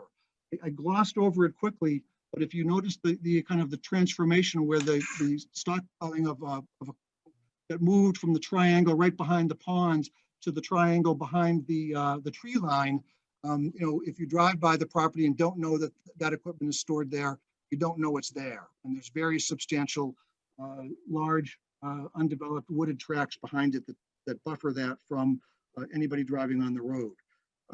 So there is no fair and substantial relationship between the underlying purpose of the ordinance and application to this property, again, on account of these special conditions. And the proposed use is a reasonable one because it's a use that has been made of the property for decades, as vouched for by the owner, as vouched for and verified by various city officials over a long period of time. I know that I've got a bunch of abutters, opponents rather. I appreciate them all having written. I assume I'll have some rebuttal time. I'll save my specific comments to them. I would just point out as a general matter that much of the opposition testimony was premised on an erroneous understanding of the use that Stanton wants to make. And so you see things in the written text like, truck traffic all hours of the day and night, or continuous operations, or things of that nature, which is not the case. This is a come to the site to retrieve your equipment, take your equipment off site and do your job and return at the end of the day. Mr. Dowd, Alderman Dowd, made mention of the fact that there's no public utilities serving the site. The use doesn't need any public utilities other than for the on-site well and septic that serves the single family home. I've got some photographs that I can show in rebuttal. There is ample site distance from the driveway that goes back to the contractor's yard, over 400 feet in one direction, nearly 900 feet in the other direction. There is a blind driveway on this site. It's not at this property. Around the corner on the inside of it. Attorney Hildreth, you have about 7 seconds left. All right, I'll just thank you for your indulgence then and look forward to answering specific questions. Thank you very much. As I see, Mr. Minkara's hand is up to ask the first question. So this question is really for the chair and perhaps for the other members of the board. But given the testimony that we've heard, should we be deciding first whether or not a variance is necessary before we get to the variance criteria? And if so, would we be limiting testimony to the question as to whether or not this is a grandfathered use? That's a great question, Mr. Minkara. And I'm gonna ask Mr. Falk. I mean, one of the letters that we have comes from you, sir. I mean, how do we, or even Mr. Sullivan, both of you could weigh in on, should we at first be looking at, do we even need a variance? Should we be considering long-term use of the property since the 1990s? And I will defer to both of you gentlemen, Mr. Falk and then Mr. Sullivan. Thank you, Madam Chair. It's true, I did write a letter back late spring in which I was asked a question about the use of this property. It was intended to be sold to someone who was going to be using it in the exact same manner as what was used before.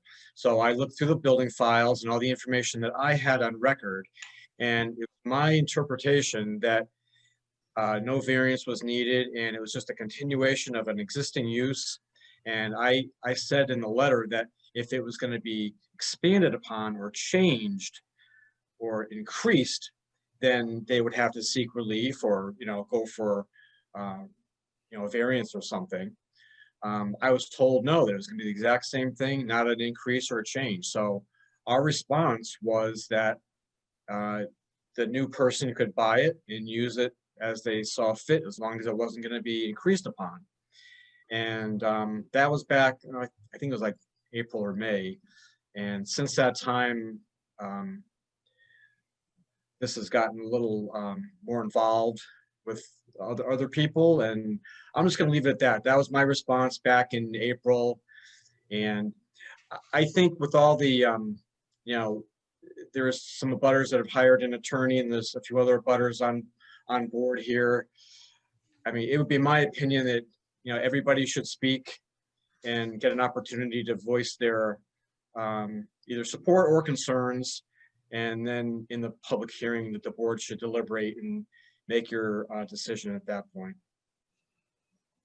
I just think it's better to do that than just to say right now, nope, they're good, everybody go home, without letting them speak. I think it's always better to hear everybody speak and give their testimony. Thank you, Mr. Falk. Mr. Sullivan, sir. I would comment as a relative newcomer to this particular site that I completely concur with Mr. Falk's testimony that accepting a butter comment this evening would be prudent, I think, to this application. Certainly, we provided testimony and even written record in the past that this proposed use would not require use relief. But what I believe the current application reflects is that there's been a change in interpretation potentially by the staff and certainly by the applicant's agent requiring that a variance be submitted. Ultimately, the board may decide this evening to continue or request a continuance of the application from the applicant in the event that it feels uncomfortable with whether or not the use is an existing non-conforming one that does not require relief from the board.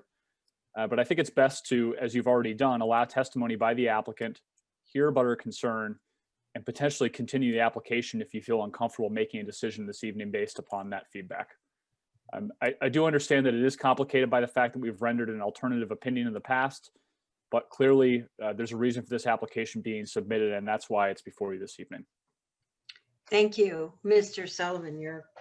Yours and Mr. Falk's comments will be taken well under advisement. And yes, there would always be, it's in the interest of openness and transparency and equality. You would always let both sides make their statements. Mr. Shaw, I see you raising your hand, sir. Yeah, so, and this is something I've been wondering about for a while on this, and I'm still not clear, but it almost seems to me like, are we actually dealing with perhaps the appeal of an administrative decision? And that's almost what it felt like was being argued to us, but then I might be missing something regarding the formality of that. But also I think, you know, with Mr. Falk's original communication, but I'm taking it that the city's position is that a variance is required now, but the applicant is stating that a variance is not necessary, but the applicant has submitted both a variance request with the, you know, the supporting arguments previously, and then most recently, the argument, I think, you know, and that was kind of my concern. I didn't really see anything being spoken to support a variance. So I'm wondering, should procedurally, we actually be dealing with this first as again, appeal of an administrative decision, and does that actually need to be handled even differently than what we're going down the path of tonight? So if somebody can help clarify that for me, that was kind of one of the concerns I've had for a while on this. Yeah, this sounds like more and more we need attorneys. Mr. Minkara. Well, I understand Mr. Shaw's point, but there is no appeal of administrative decision, so we can't take up an appeal that wasn't made. Okay. But it is true that we can and should decide whether or not a variance is necessary in this case. And we have in the past made a determination that in fact a variance wasn't necessary for an application after deliberation. But just to clarify a prior point, I was not suggesting that we not take about our testimony. My question was whether or not we limit about our testimony or any public testimony to the question as to whether or not a variance is required, rather than going through the 5 points of law. Because if we decide that a variance isn't required, there's no need to go through the 5 points of law. There's no need to address the variance. If we decide that a variance is required, then obviously that's appropriate. We don't have to do it that way, but it just strikes me that where the applicant is saying we don't need a variance, that's an issue that we should decide. I agree. I think I understood what you meant, Mr. Minkara. I never ever thought you meant not to listen. That's not your style. It's not something I've ever heard from you before. So I didn't expect it tonight. Mr. Sullivan, I see that you want to respond. I just wanted to quickly comment that in the event that the board chooses to render a decision this evening, I would respectfully request that rather than rendering that decision as part of this evening's proceedings, that staff be given an opportunity to make a formal determination on whether or not this variance is required. I do recognize again that the application was submitted as such, but I do think that the applicant should be given the opportunity for administrative appeal per their argument this evening, at which time they could, of course, include this variance application as well. But I would request that we be given the opportunity to render that decision more formally than what has been provided this evening. And please let me know if you need clarification on what I mean by that. I simply am concerned about an opinion being rendered by this board this evening on whether or not that variance is required. I understand. I think I want to give the other side an opportunity to speak, or I think I would be at this point in time looking for or making myself a motion to table this and to continue it on, because there's so much more information that this board needs. What's happening is we now have more questions. And it has gotten a little bit murkier, and everyone seems to recognize that there's much more information that is required for this board to make or attempt to make a sound decision. But I don't want to speak out of turn. Mr. Courier. Yeah, I'd like to say that, so we have an application. It's not an appeal. It's a variance, but with a request that the variance may not be needed. And also we have, you know, an audience that has been prepared for this meeting. I don't see any harm in having the public meeting on what the proposed variance is.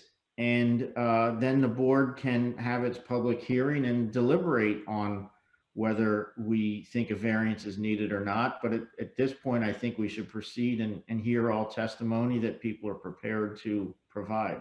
That's my thought. I think we can hear testimony, but I also, I'm very cognizant of Mr. Sullivan and Mr. Falk, and their words are pretty succinct, and there needs to be more information. Mr. Falk, I see you trying to raise your hand. Yes. Our staff never received an appeal of an administrative decision. This was applied for as a variance initially, and that's how it was advertised. You know, the applicant side believes that a variance isn't needed, and it's a continuation of a grandfathered, you know, or old use. I'm just guessing here that the opposition is going to say that this absolutely is a use variance, and this has to go through this process. So I think at this point it's best to hear what the opposition has to say in opposition, and then the board can determine whether or not it should be an appeal or it should be a standard use variance. Yeah, we were never not going to hear from both sides. That's something that's fair to the board and fair to the applicant. So there would never be a cutoff. It's just that there seems to be a lot more information, and Mr. Sullivan is correct. The city may have other information that it needs to acquire or determinations that need to be made. So I value that also. Right. So yes, Mr. Falk. And sometimes, you know, a letter is sent out, or we make a determination on an issue, and a week later or a month or two later, we obtain or get other information. And sometimes we get smarter, or we learn different things about a case, and perhaps our decision is altered a little bit, or we just have more information to go on. So that happens a lot in life. It does. Mr. Falk. People buy a 2-family house and then find out they're having a baby. That alters their plans too. So I understand plans are getting altered. I think at this point, do we have any other questions for Mr. Hildreth. Mr. Courier. Yeah, my question for Mr. Hildreth is, I had seen this when I read this, but Mr. Hildreth was emphasizing the 1988 testimony. Perhaps this is a question for Mr. Falk. I didn't think that ZBA testimony was in our package, and it's not. I don't believe it's in our package. So knowing it's not in our package, I wonder, Mr. Hildreth, if you could walk me or the board through what that case was about, that there was a testimony to the zoning board in 1988. Or happily, yes, that was an application for a variance that Mr. Gagnon had submitted. He wanted to expand the automotive repair component of what he was doing on the property. I mentioned that they historically repaired their own vehicles, their construction vehicles, their farm equipment and so forth. And they would occasionally get requests from friends and neighbors, hey, can you fix my car? You've got some facility with that. In 1988 was the time when Mr. Gagnon himself was getting ready to kind of slow down, move into some kind of semi-retirement. He had a son that was interested in taking that on as a business. And so it became pretty clear through the testimony, this was going to be, a different kettle of fish. This would be become like an auto body shop or a place where you bring your car to have it worked on, rather than, just, what they had historically done in support of their own operations.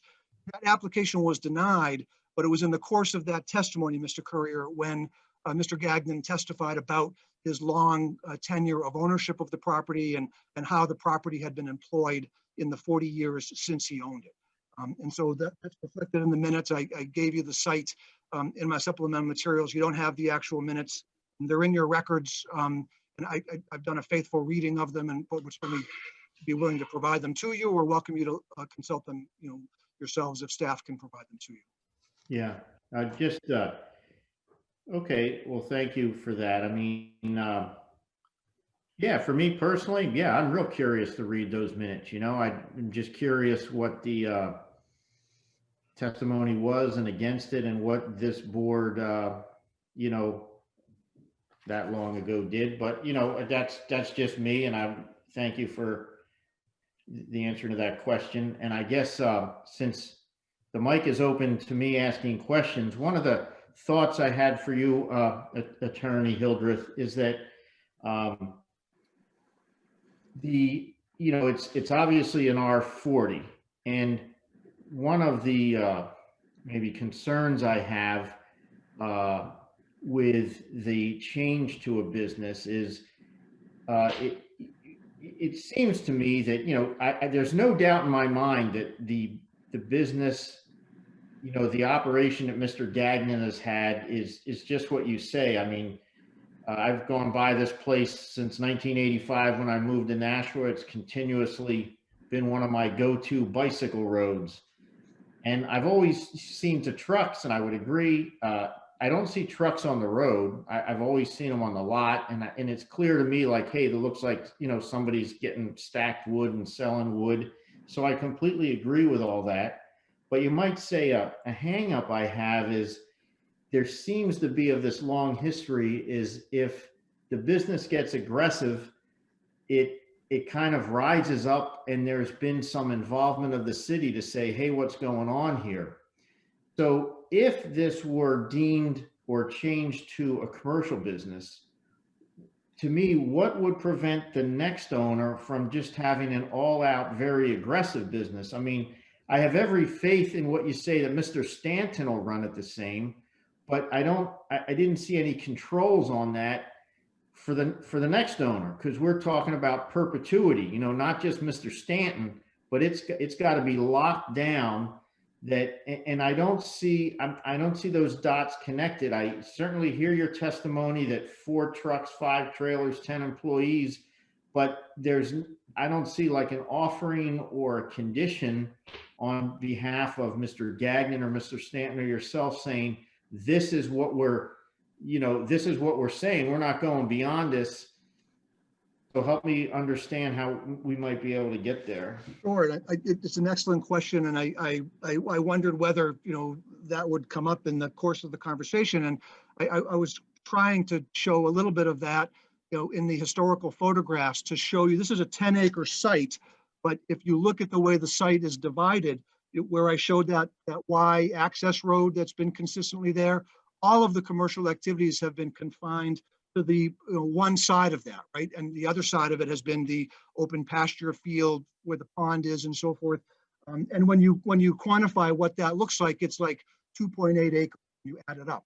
So in my mind, if I were a board member thinking about how I do exactly what you just mentioned, it's things like, no buildings to be added, no signage, no retail, no, any activities confined to this, rear yard, behind the tree line, no more than 25 vehicles, on the site. It's the one number I can glean from the record, the single, data point that puts some precision to it is Mr. Gagden's letter where he says 25 plus. But, and we looked at one of those pictures that when you count them up, there were more than 25. I counted them, myself. But if it were limited to 25, that more than serves our purposes. And so if you're thinking about kind of limits like that, that's how I was trying to get at it, by seeing historically what's been used, how much of the property employed, exactly where, and I'd like to suggest it wasn't kind of a rising up or a more aggressive business that kind of drew the city's attention. There was a wetlands issue, a concern that came up, with the placement of the Quonset hut. And also, I think where they were storing some of their tree length logs, which I believe is why they were moved out of that one triangle I tried to point out in favor of the triangle that's kind of further back behind the tree line. But it wasn't, I could not discern from the record that it was, there's been a marked change in the nature of the, degree of utilization of the site. That was what drew their attention to it. But I hear what you're saying. I support what you're saying. And I think there are reasonable ways to define that boundary that would both give you, kind of protection, would guard against, unbridled, expansion over time, and more than, and provide, what the applicant needs to do.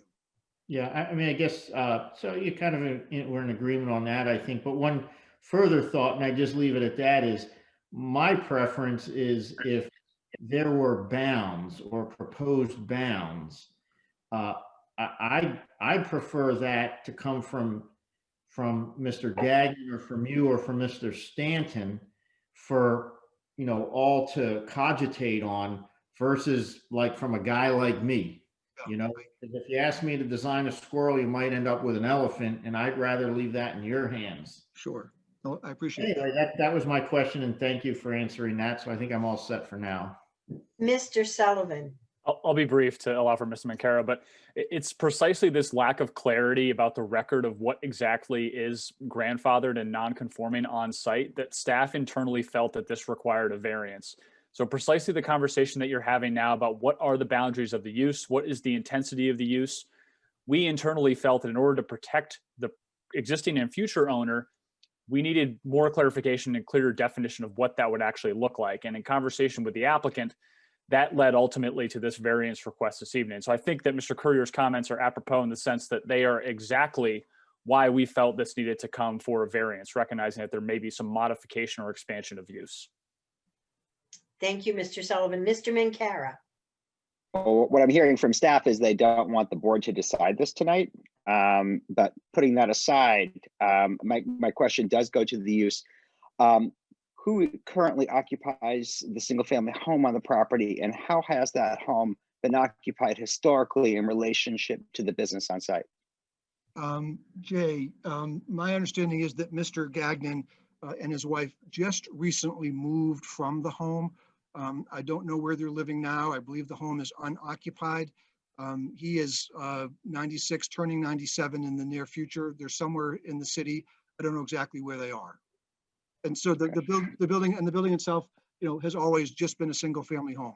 There's a 5-car garage behind it that has occasionally been employed, for storing some of their commercial vehicles. But the house itself has just been their home. Thank you. Thank you. Does anyone, Mr. Shaw? Yeah, I also, the thing I really wanted to check in on, and, you know, I live actually pretty close to this site and travel Buck Meadow fairly regularly, et cetera. But I guess one of the things that I know there's been a lot of communications that have spoken to this continuous use and all, but what I'm most curious about is really what's been occurring in the last 1 year, 3 year, 5 year, because oftentimes, at least when we're faced with these, it seems that a key part of what's happening is as the non-conforming use essentially ended and a sufficient time has passed, that there wouldn't be this kind of argument that goes that, you know, that continuity. So I was trying to understand who's using the property now for any sort of commercial enterprise like we're talking about, what's happened in the last 1 year, 3 year, again, this most recent time especially. I understand clearly there's been this variable use and it goes back quite a long time, but the very recent history is what I'm actually most curious about right now. Sure. Mr. Shaw, my understanding is that the current primary occupant is Southern New Hampshire Tree Services, and that they've been operating there for at least the last 5 years. I don't know, when you look at the list of the 5 or 6 local landscaping companies that Mr. Gagnon includes in his letter, I'm not clear on what the dates of starting and stopping are for any of those. But I do know that according to the, you know, I learned information through the Realtor, that Southern New Hampshire Tree Services is there today and has been there for the last 5 years. Okay, yeah, that probably explains why I've seen their trucks more going on the road even very recently. So, okay, thank you. Are there any other questions for Attorney Hildreth? And so now, I just trying to get my bearings to see whether I follow one procedure or another. Do I want to ask and read in all the testimony in support of the application, or do I want to allow Attorney Cronin to have the floor to speak? Madam Chair? Yes. And thank you. First, don't you, if you're going to seek any testimony, don't you want to also make sure there's not anybody in attendance that wants to speak in favor? Yeah, what I was doing was out loud saying, you know, am I following this? But I will ask if there's anyone present who would like to speak in favor of this application.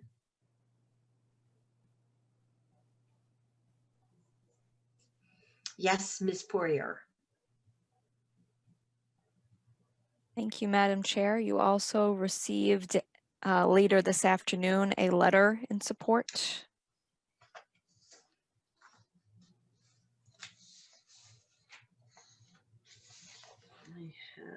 Let me see.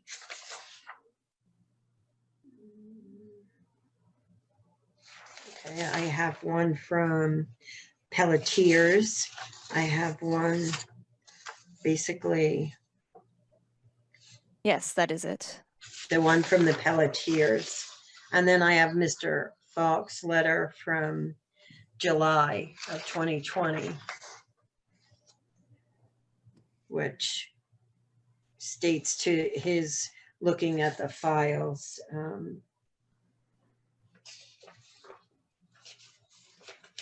Okay, and there's no one here that wants to speak, Kate? No, Madam Chair, just the letter.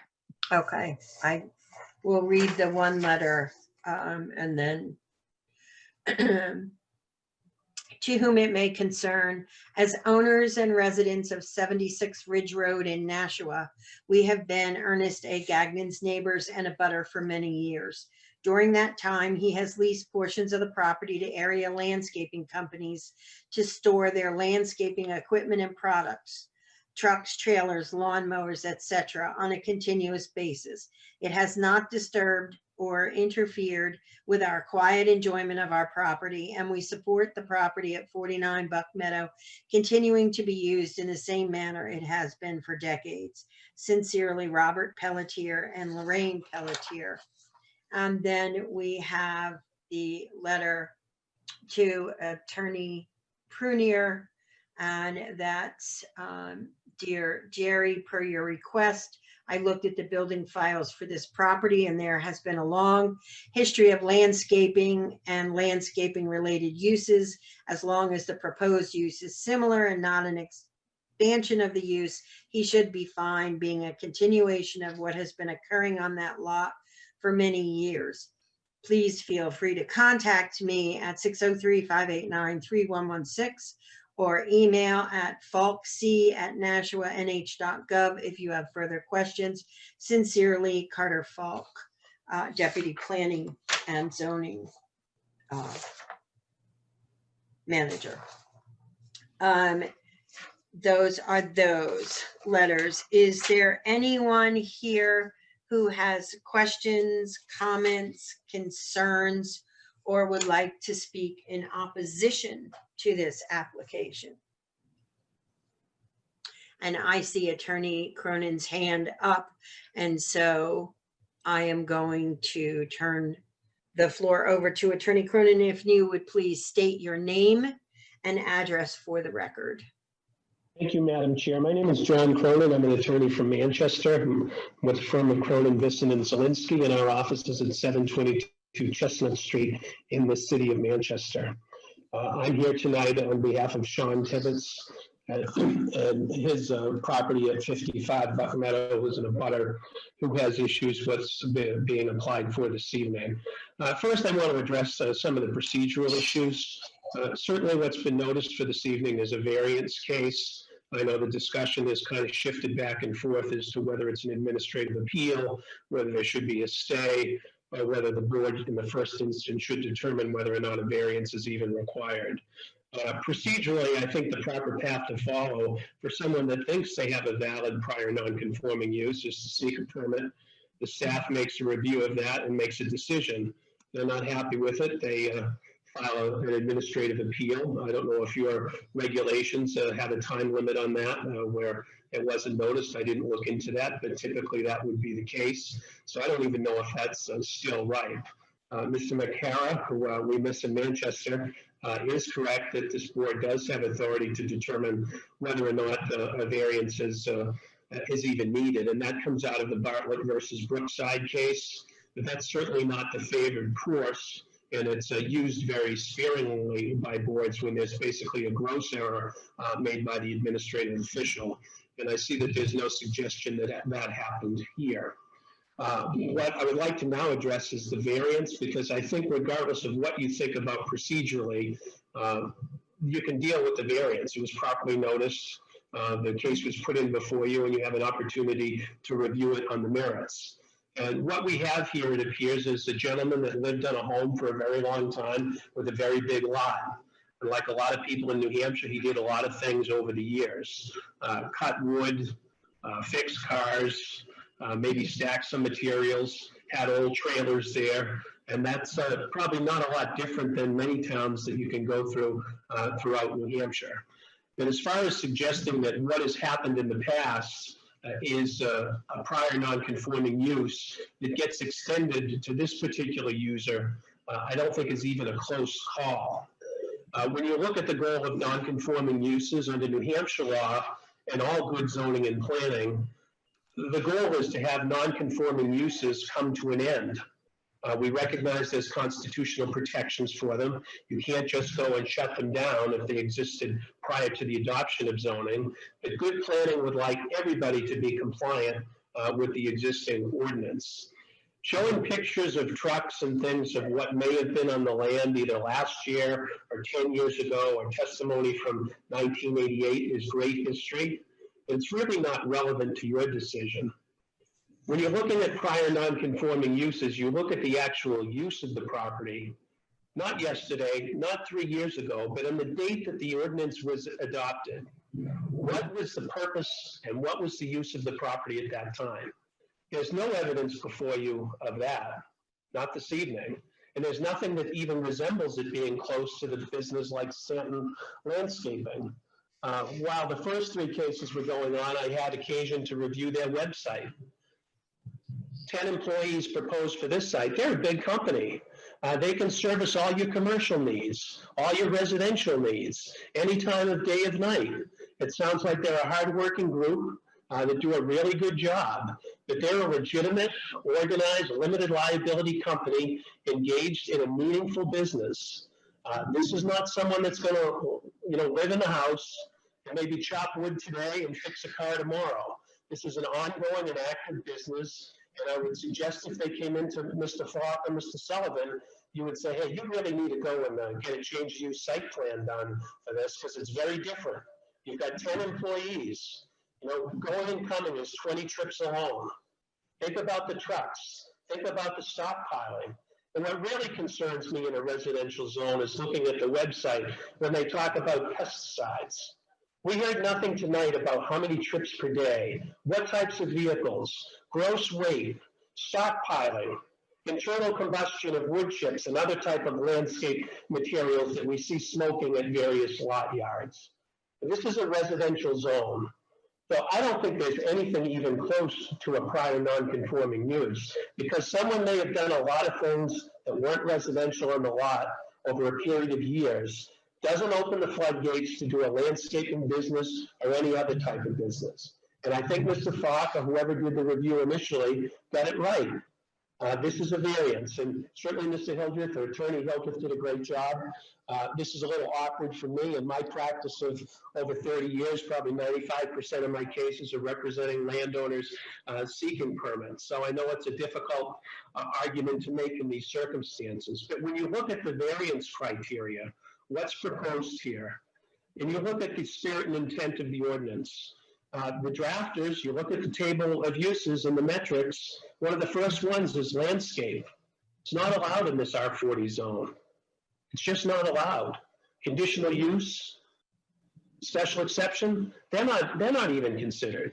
So the intent of the drafters was to have this R40 zone not have landscaping in it. Pretty clear. Certainly in the public interest to give a variance on this record wouldn't be appropriate when you don't even know what's really going to be going on there other than the old guy had some stockpile materials and some trucks and nothing is going to change. That's a conclusion. That's not fact. And as a quasi-judicial board, you're supposed to make your determination by fact. So I don't see anything there with the public interest. I think that the 10 employees alone certainly makes a big distinction from what's there. And one of the board members asked a question about the house. We've heard nothing about what's going to happen. Is that going to get rented? Will we have 2 or more principal uses on one lot? Does the tree cutting outfit that's there now and the other tenants, are they legal uses that are there? Did they get site plan approval? We don't even know that. When you go to the other criteria and you look at the diminution in value, you have some information in the record, the KW letter from Christy Whitten, who opines that if this is approved, that it will diminish the value of surrounding residential properties. I think that goes without saying, and you don't need an expert to tell you that. If it were any one of your homes that was decided, my guess is you wouldn't want an active, thriving landscaping stockyard in your backyard or in your side yard or in your immediate neighborhood. And then you get to the hardship one, which years ago I was told when I started in this practice that, if you followed the law, it would be pretty tough to prove that. And I know there's been some changes with respect to simplex in some other cases that we've had over the years. But you look at the first step in that, special conditions of the property. Attorney Cronin? Yes. Excuse me, while you're speaking, you have gone over time, sir. I'm going to give you an extra 3 minutes from this point forward. I did give the other applicant extra time, and I'm certainly going to do the same thing. But since you've already gone over time, maybe we'll go with 4 minutes. So from here on out, Kate, can you set it at 4 minutes? And Attorney Cronin, I'm sorry for the interruption, but you have the floor back. I'll try to do it in 2. So with respect to special conditions, this lot is no different from any other large lot in the neighborhood. There's nothing with respect to shape, setbacks, configurations that would satisfy that criteria. It's a large lot. but nothing that sets it apart to satisfy the hardship criteria. Is there any fair and substantial relationship between the ordinance and the application to this property? Of course there is. It's fair that the drafter said, we don't want a landscaping business in a residential zone. Perfectly fair. That hardship is when somebody has an ordinance that's maybe so outdated that it doesn't matter anymore. You know, like on South Willow Street in Manchester, if it was a residential zone, you'd say, maybe it was in the 50s, but there's no fair and substantial relationship to having that being a residential zone when you have thousands of cars a day and retail all around you. That's not the case here. This is a residential area. And the final step is the reasonableness. This use that's being proposed, I'm sure Stanton Landscaping is a great outfit and they work hard and they want a place and hopefully they get one, but not at this location. It's not the right use. There's no definition on the use. There's no criteria on the use. And we would ask that you vote against this variance tonight and find that it doesn't meet the 5 criteria. Thank you. Thank you. Does anyone have any questions of Attorney Cronin? Okay, I don't see any. Attorney Hildreth, you now, sir, have 5 minutes. Whoops, Mr. Boucher. Oh, I know. You're on mute, Mr. Boucher. Sorry, Ms. McKay. I think you need to continue to find out if there's other people in opposition. Yeah, I realized that Before we as soon as I dismiss it. saw the hands. Sorry about that. Thanks. Is there anyone else who wishes to speak in opposition or with questions, comments, or concerns on this application? I do. I heard a voice, Mr. Tebbetts. That's correct.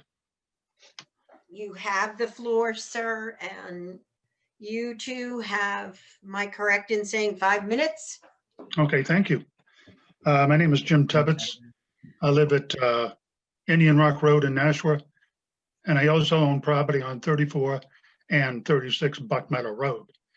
I'd like to discuss some of the information on the application, specifically the background part of the application and paragraph number 2. It states that, in parentheses, by the way, identical to the operation previously located across the street. Now, I own 34 Buck Meadow Road. And let's be clear, 49 Buck Meadow Road and 34 Buck Meadow Road are several hundred yards apart. It is not across the street. The difference between 34 Buck Meadow Road, where Mr. Stanton previously leased property for 5 years, is that the neighbors to the front of 34 Buck Meadow Road is the city of Nashua. The neighbor to the left of 34 Buck Meadow Road is owned by the city of Nashua. There is an ample amount of distance coming out of 34 Buck Meadow Road with large trailers that you're able to observe what traffic is coming. That's a big, big difference from 49 Buck Meadow Road, where, by the way, we've had applications in the city of Nashua that have been denied splitting up that land. I did own the land across the street at one point in time. It was denied by the engineering firm because there was a corner that would not allow us to sub the land. Also, the reason there was a motion that was brought up, not a motion actually, but a comment brought up about we don't know what the size actually of what the Mr. Stanton's business is going to be. Because he rented for 5 years from me, I can tell you that he was terminated because the business was storing 2 to 3 times more vehicles than was agreed to in the contract originally. And we were not compensated for it. We don't know how big this corporation is going to get, and neither do you. And quite frankly, I don't have any faith in the city of Nashua that's going to judge that. Mr. Hildreth brought up a point that there have been no abatements on the neighbors of the property. Mr. Hilton should be aware that the property directly across the street from 49 Buck Meadow Road was Mr. Gagnon's sister. The property next to Mr. Gagnon was his mother and father and brothers. I don't think that they were going to make any abatements. The only two people that I can see who have said that they're okay with this is a Mr. Pelletier, who doesn't even live on Buck Meadow Road, and Mr. Gagnon, who lives next door, whose wood is supplied by the current person who's renting on 49 Buck Meadow Road. Mr. Gagnon has a wood business across the street. He gets his wood from that gentleman. The property across the street has been in the Gagnon family for many, many years, even further going back than Mr. Ernie Gagnon owned his property. But I think we're missing the big point here, ladies and gentlemen. There's going to be an access road 200 yards from this entrance. That access road is there because the police department, the fire department, and the medical facilities have deemed that's the best place to enter the new middle school, the only good place to enter. And you're thinking about putting a business in there with 40 and 50-foot trailers and tractors on that road? I think that you got to think of the big situation and the safety of our children. That's it. I appreciate your attention. I really do. Thank you. Thank you, sir. Is there anyone else who wishes to speak with questions, comments, concerns, or opposition to this application?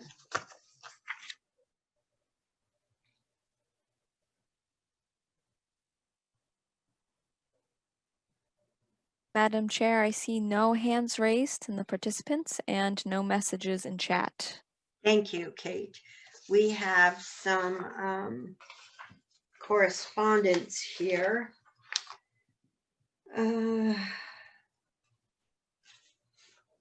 Okay. To whom it may concern, based on my professional experience and assessment of the properties located at 54 and 55 Buck Meadow Road, Nashua, New Hampshire, along with the evaluation of the surrounding neighborhood, allowing a variance for a commercial landscaping business at the property located at 49 Buck Meadow Road would adversely impact the value and potential development of these abutting properties. Factors such as noise, traffic, business hours, and vehicle size were all taken into consideration. It is my belief that this type of business would impact the peaceful enjoyment of the surrounding residential homes. And this is signed Christy Witten, Realtor, Keller Williams Realty, Metropolitan. I have an email. Hello, I am the owner of 55 and 57 Buck Meadow, and I oppose this variance as it will impact the resale value of my residential home. I have consulted with my real estate agent, and she confirms it will decrease the value of my home. I have been here for 18 years, and it also would add significant noise in the area with trucks going back and forth. Also, with the proposed school being in place, it would pose a security risk for the children walking to and from school. In addition, this is not even approved, and commercial trucks are already at 49 Buck Meadow Road. Thank you, Wendy Bastos. Excuse me for my incorrect pronunciation, if that was the fact.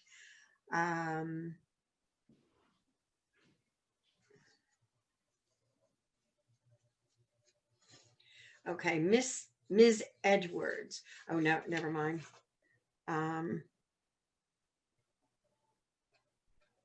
No, this is looking for the records on the property. So I don't have any other emails in opposition unless someone else on the board has any other emails or letters.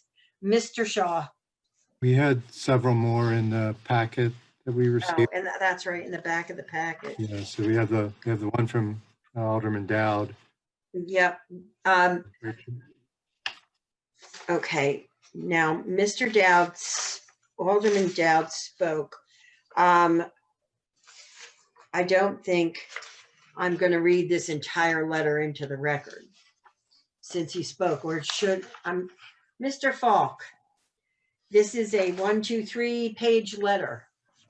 The fact that he spoke and his testimony is on record, is that, and it supports the letter? Yeah, he did state that he had a letter in. The board has it all in your package. Yep, he referenced. It is a rather lengthy letter, and a lot of the issues that have been brought up already. There's no secret to what's in the letter. It's all here. Everybody has it. No, he categorically stated his position. I would say so. I mean, does every member of the board have this letter? Yes. Yes. Okay, then with that in mind and with the board's indulgence, can we accede to the fact that we have his letter, we heard his testimony, and they are both, you know, supportive of each other, and the necessity of reading might be a tad redundant? I would think I so. see head shaking. Yes. Agreed. We'll go with that. There's one from Rachel Tebbets. The objection is not against my uncle. It is against the variance to allow a huge landscaping business to use the property on a blind driveway. My sisters and I were told by Jim Petropoulos from HSI, and I don't know what HSI is. Hayner that Swanson. Hayner Swanson. Excuse me? He's from Hayner Swanson. Oh, okay. That we could not subdivide an acre directly across from property in question because the exit and entrance would lead into the blind driveway. The use of undetermined large trucks and landscaping trailers would invite a dangerous situation for hundreds of children riding buses to the new middle school. My understanding that other inquiries for the property were sought that would not require rezoning. Paul Gagnon and a butter does not mind the landscaper because the logger currently renting at 49 Buck Meadow Road sells logs to Paul's brother on Buck Meadow Road for his wood business. Signed, R. Tebbets. Zoning Board of Adjustment. I am writing this letter to express my objection to allow a landscaping company on 49 Buck Meadow Road. The blind hill in front of this property is so blind that a vehicle cannot be seen until it has crossed the crest at the top of the hill. As a child, I was run over by a vehicle coming up that hill because we were tobogganing down the front of our family home. We could not see nor hear the vehicle. He could not stop, and we were approximately 25 to 30 yards away. There is no way you can see what is before you. Now add commercial vehicles, all hours of the day and night. And quite honestly, if you pass this and something happens, I will have family contact them and tell them my concerns about this zoning adjustment. This is also, oh no, this is from Mr. Jim Tebbets, but Mr. Tebbets, you were here and you spoke. Madam Chair, sorry. But you didn't give the attribution for that. That last letter was from Joyce St. Pierre. I didn't say that? Oh, Joyce No. St. Pierre wrote that last letter. I apologize. Mr. Tebbets, this is a letter by you and you've already spoken. Can you attest to the fact that what you've mentioned in this letter, you mentioned to this board? That is correct. Thank you very much. That's all the letters that I have.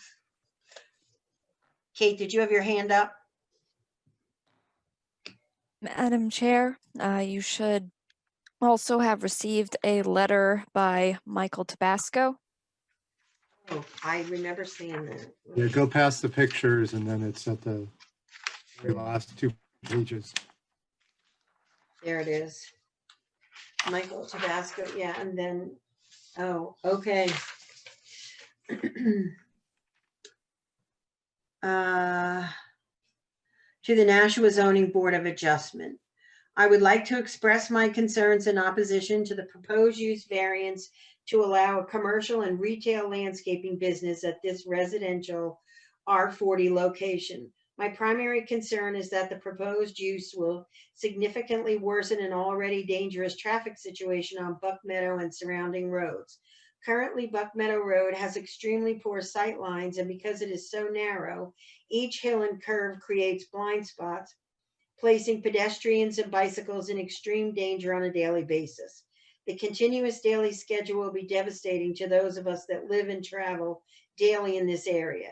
Sadly, given the current lack of infrastructure, conditions are already extremely dangerous, and adding this high-intensity use would, in my opinion, be tantamount to inviting a tragic disaster. Adding urgency to this concern is that a new middle school, parcel C2851, will create additional traffic impacts in the very near future. This will include construction vehicles initially, and eventually buses and parents, as well as walking and bicycling students. I urge the members who may not travel in the area regularly to take a ride, or if you are very adventurous, a walk along Buck Meadow, especially at the driveway to this site. The steep hill will make exiting and entering with large vehicles very challenging at best. I realize the traffic pedestrian safety issue may be wider than your immediate issue on the use variance, but I urge you to take the long view on this matter and deny this application, at least until a plan can be formulated to address the safety issues outlined above. Thank you for your time and consideration, Michael J. Tabasco. I have points of concern, but I don't know if that's part of his letter, since his letter's already been signed. And it doesn't say that it's an attachment. Nor does his letter indicate that he includes an attachment.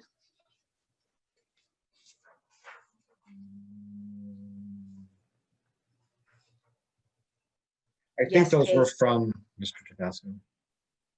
I know, they're not attached to the letter and indicated they belong to the letter. So I can make the assumption, but that's all it is. I Let me believe they check. are. For, I have the original email here. They weren't in the original email. At least the one you forwarded to us on November. No. No. I don't know. Maybe Yeah, there's this says something that else. there's an attached survey. I'm not sure this does belong with this email. Either way, it's material that was in the packet and I've seen it. Okay.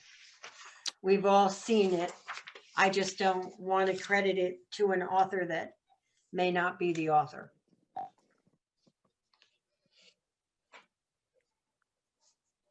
And everyone has it in their packet. What it goes to, we don't know, but we have it. Madam Chair. Yep, Kate. There is a comment in chat saying respectfully, there is also a letter in favor from Paul Gagnon that has not been read into the record. I do not recall receiving a I letter. know, I did not get a letter from Mr. Gagnon in my packet. Or Perhaps if he could speak to it.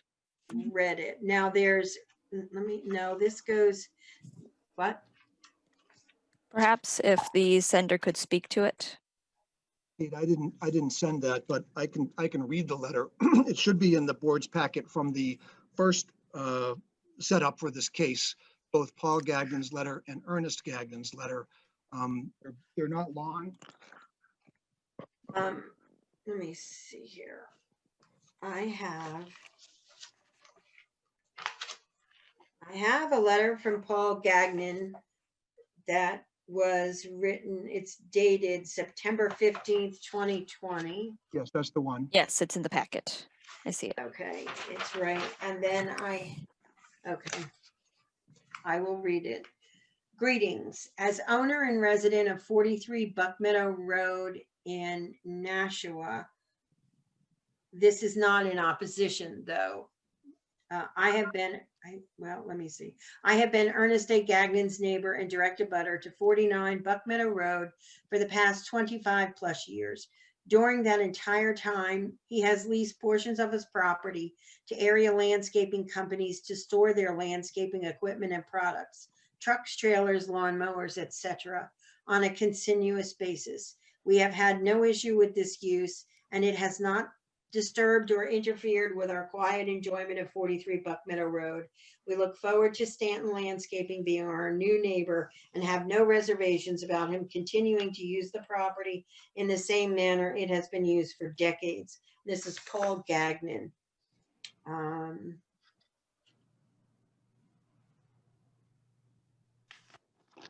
Okay, and then there's another letter from December. Well, that's, no, forget it, it's 2009. Now we're going back into years ago, but all of this is in the packet. And I'm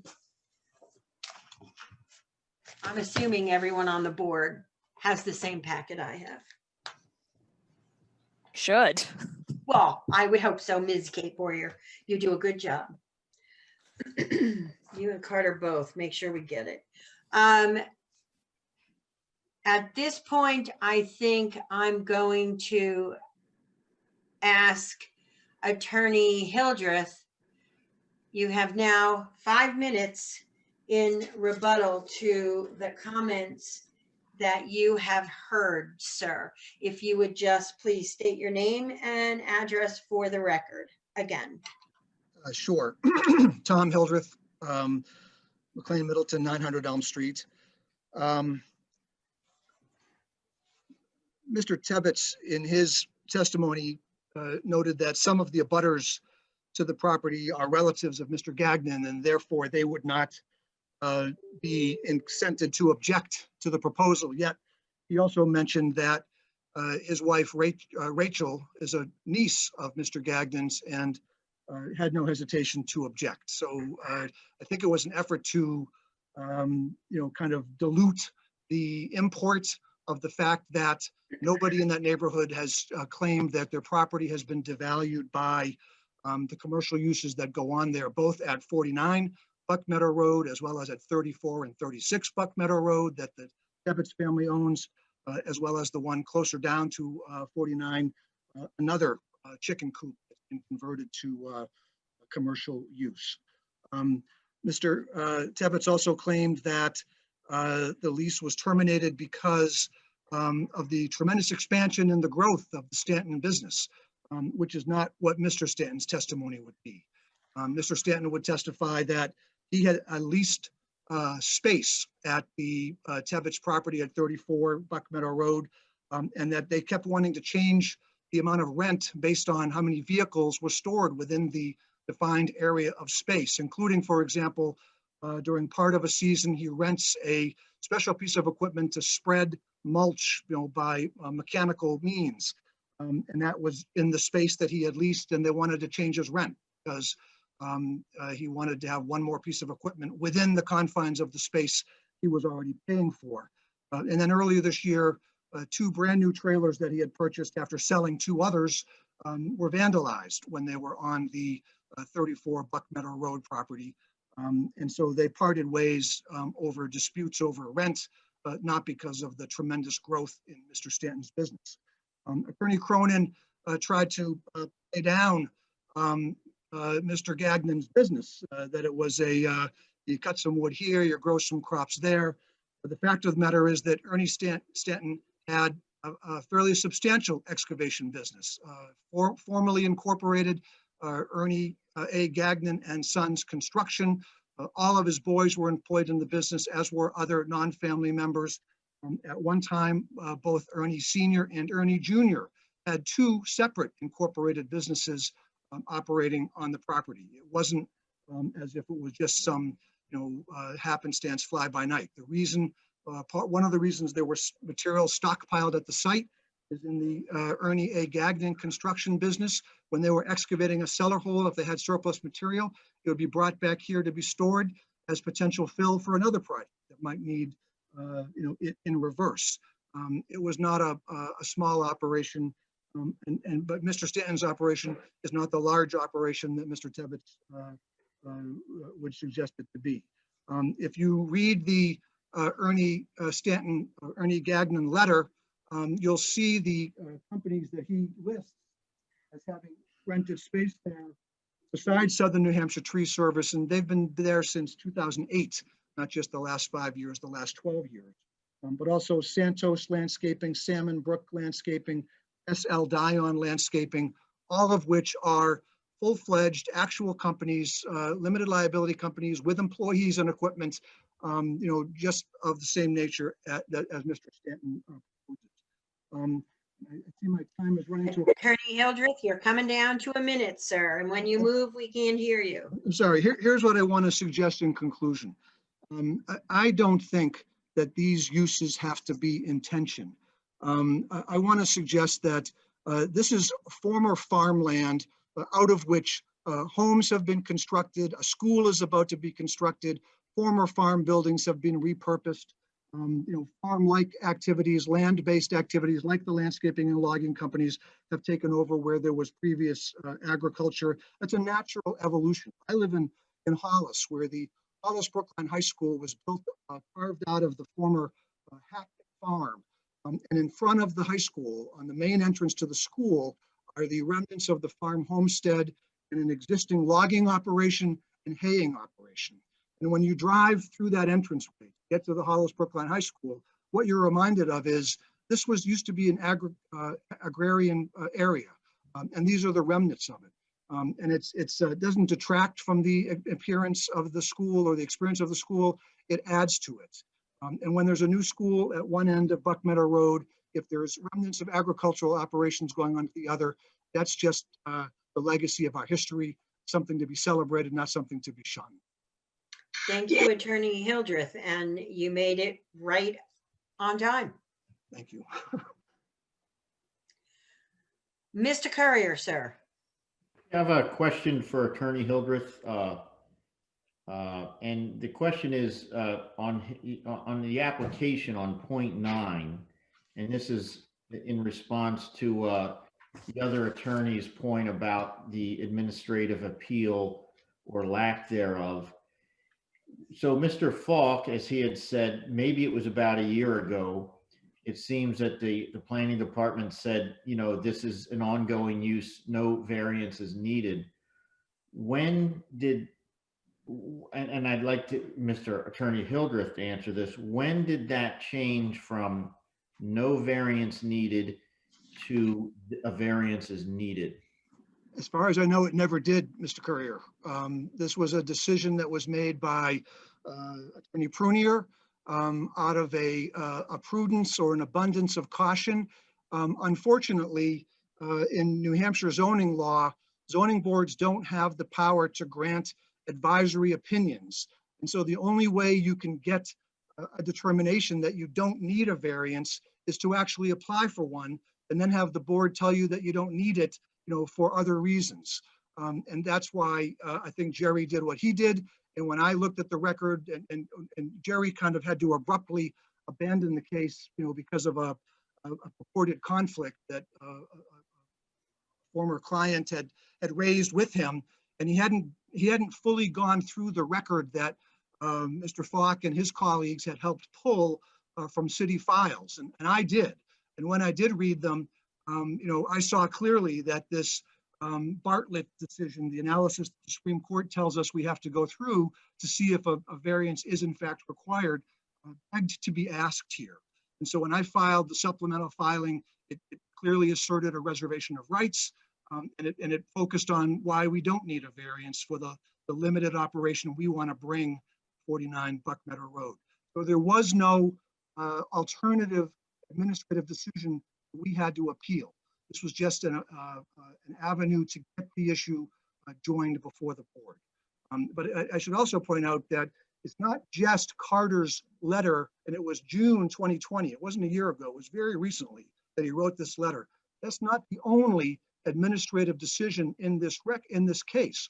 They go back to 1988, 1998 to the year 2000, when other members of the zoning staff made affirmative findings after investigating what was happening on the site at the time, that there were grandfathered uses there. There were no violations of the zoning ordinance.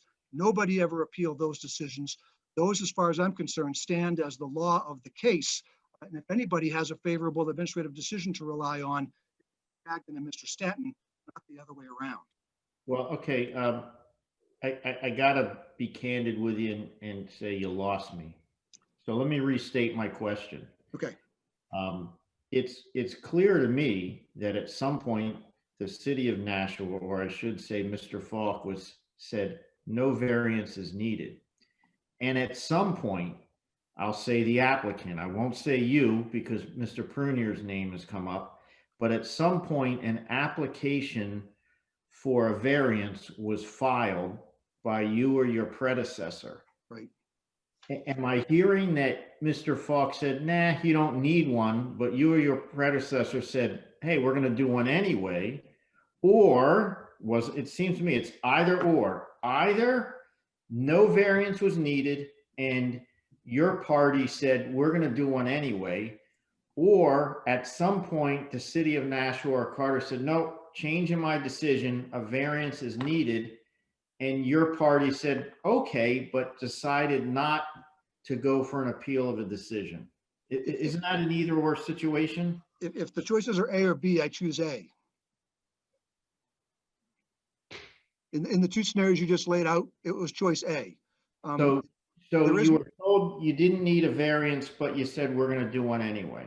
Right, because it's the only way we could get before the board the issue of that we don't need a variance. Well, so the alternative was this, Mr. Courier.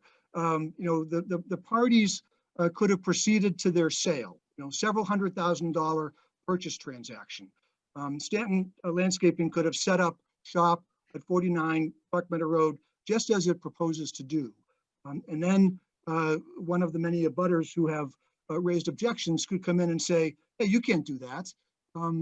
That's a very substantial financial risk that Mr. Stanton, wisely didn't want to take without airing this issue and having some kind of a more formal decision merely than the line that Carter wrote. And if you read Carter's letter, it really begs the question.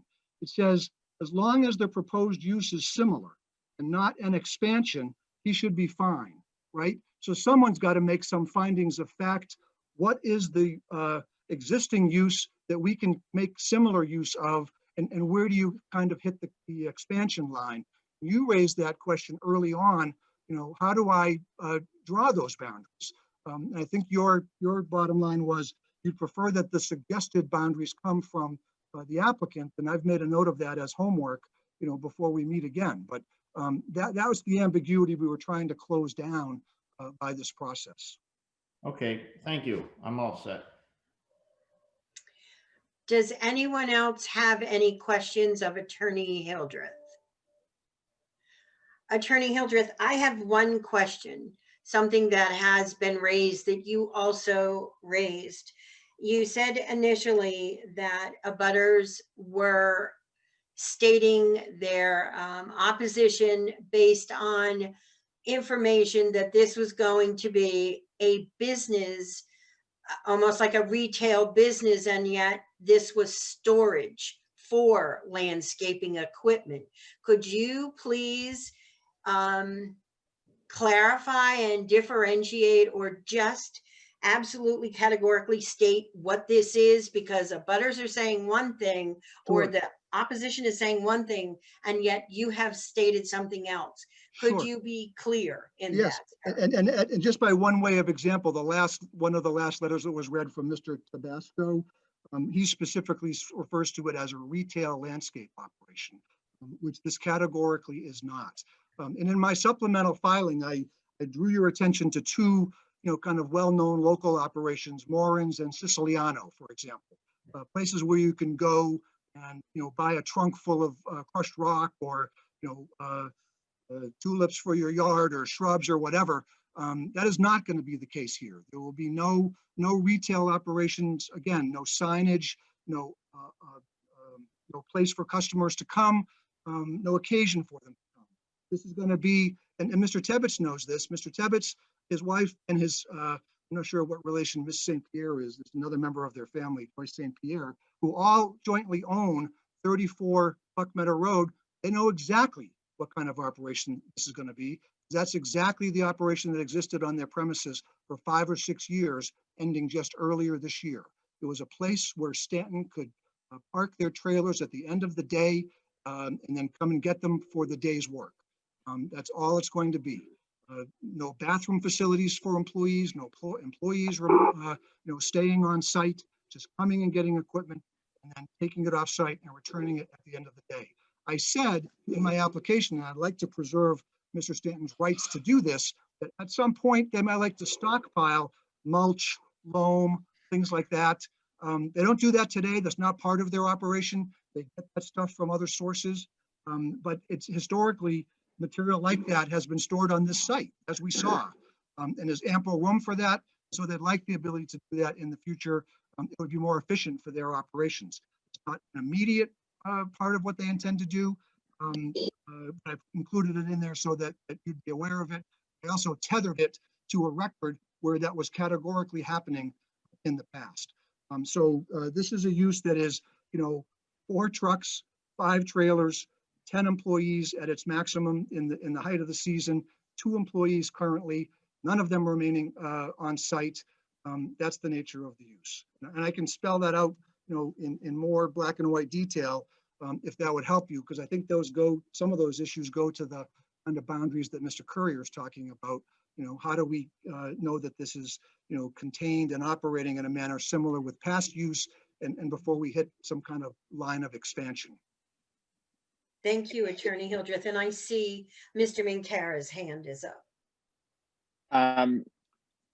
If I could ask Attorney Hildreth, the tree service that's currently operating on the property, could you describe the nature of that business? And if it was described and I missed it, I apologize. Yeah, Jay, I don't have a, I only have a passing layperson's perspective. I've been to the site and drove around, and I'm looking right now on my other screen at the 2020 Google Earth image.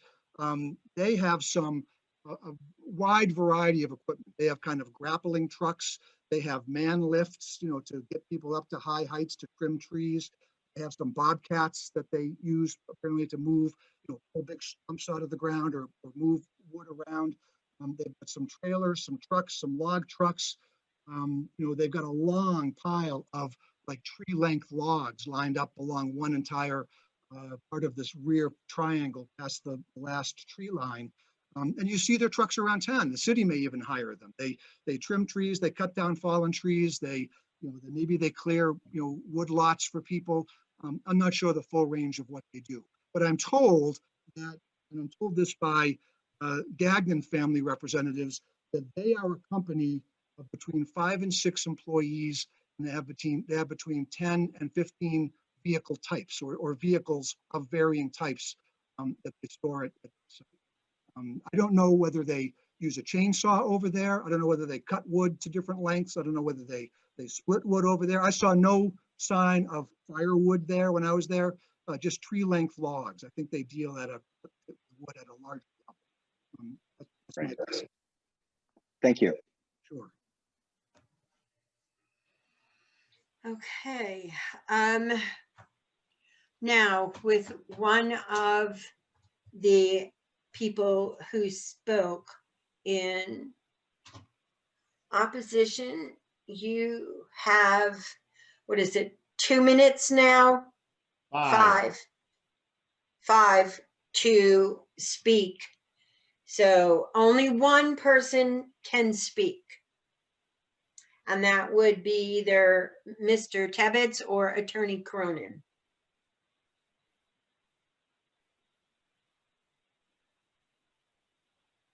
Well, I'll pass to Attorney Cronin if he's still with us. Well, I see his name on the screen. Just to make sure, if you're there, Attorney Cronin, make sure you're unmuted,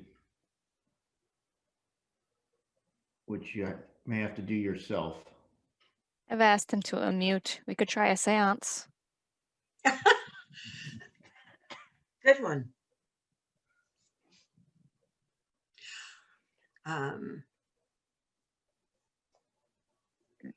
We're not If he's not getting, there, I assume we can move on. yeah, I think we can move on. And in, I could just make one or two quick comments. certainly, Mhm. There's also on the property. excuse me, Mr. Tebbets, you need to state your name and your address again, sir, Right. for the record. No problem. Jim Tebbets, Indian Rock Road and Buck Meadow Road. There is also on 49 Buck Meadow Road, in addition to the logs and stuff, a huge pile of shavings and sawdust, and that was never ever mentioned. The other thing too is I like to, Mr. Tebbets, before you continue, you can only speak to what was stated by Attorney Hildreth.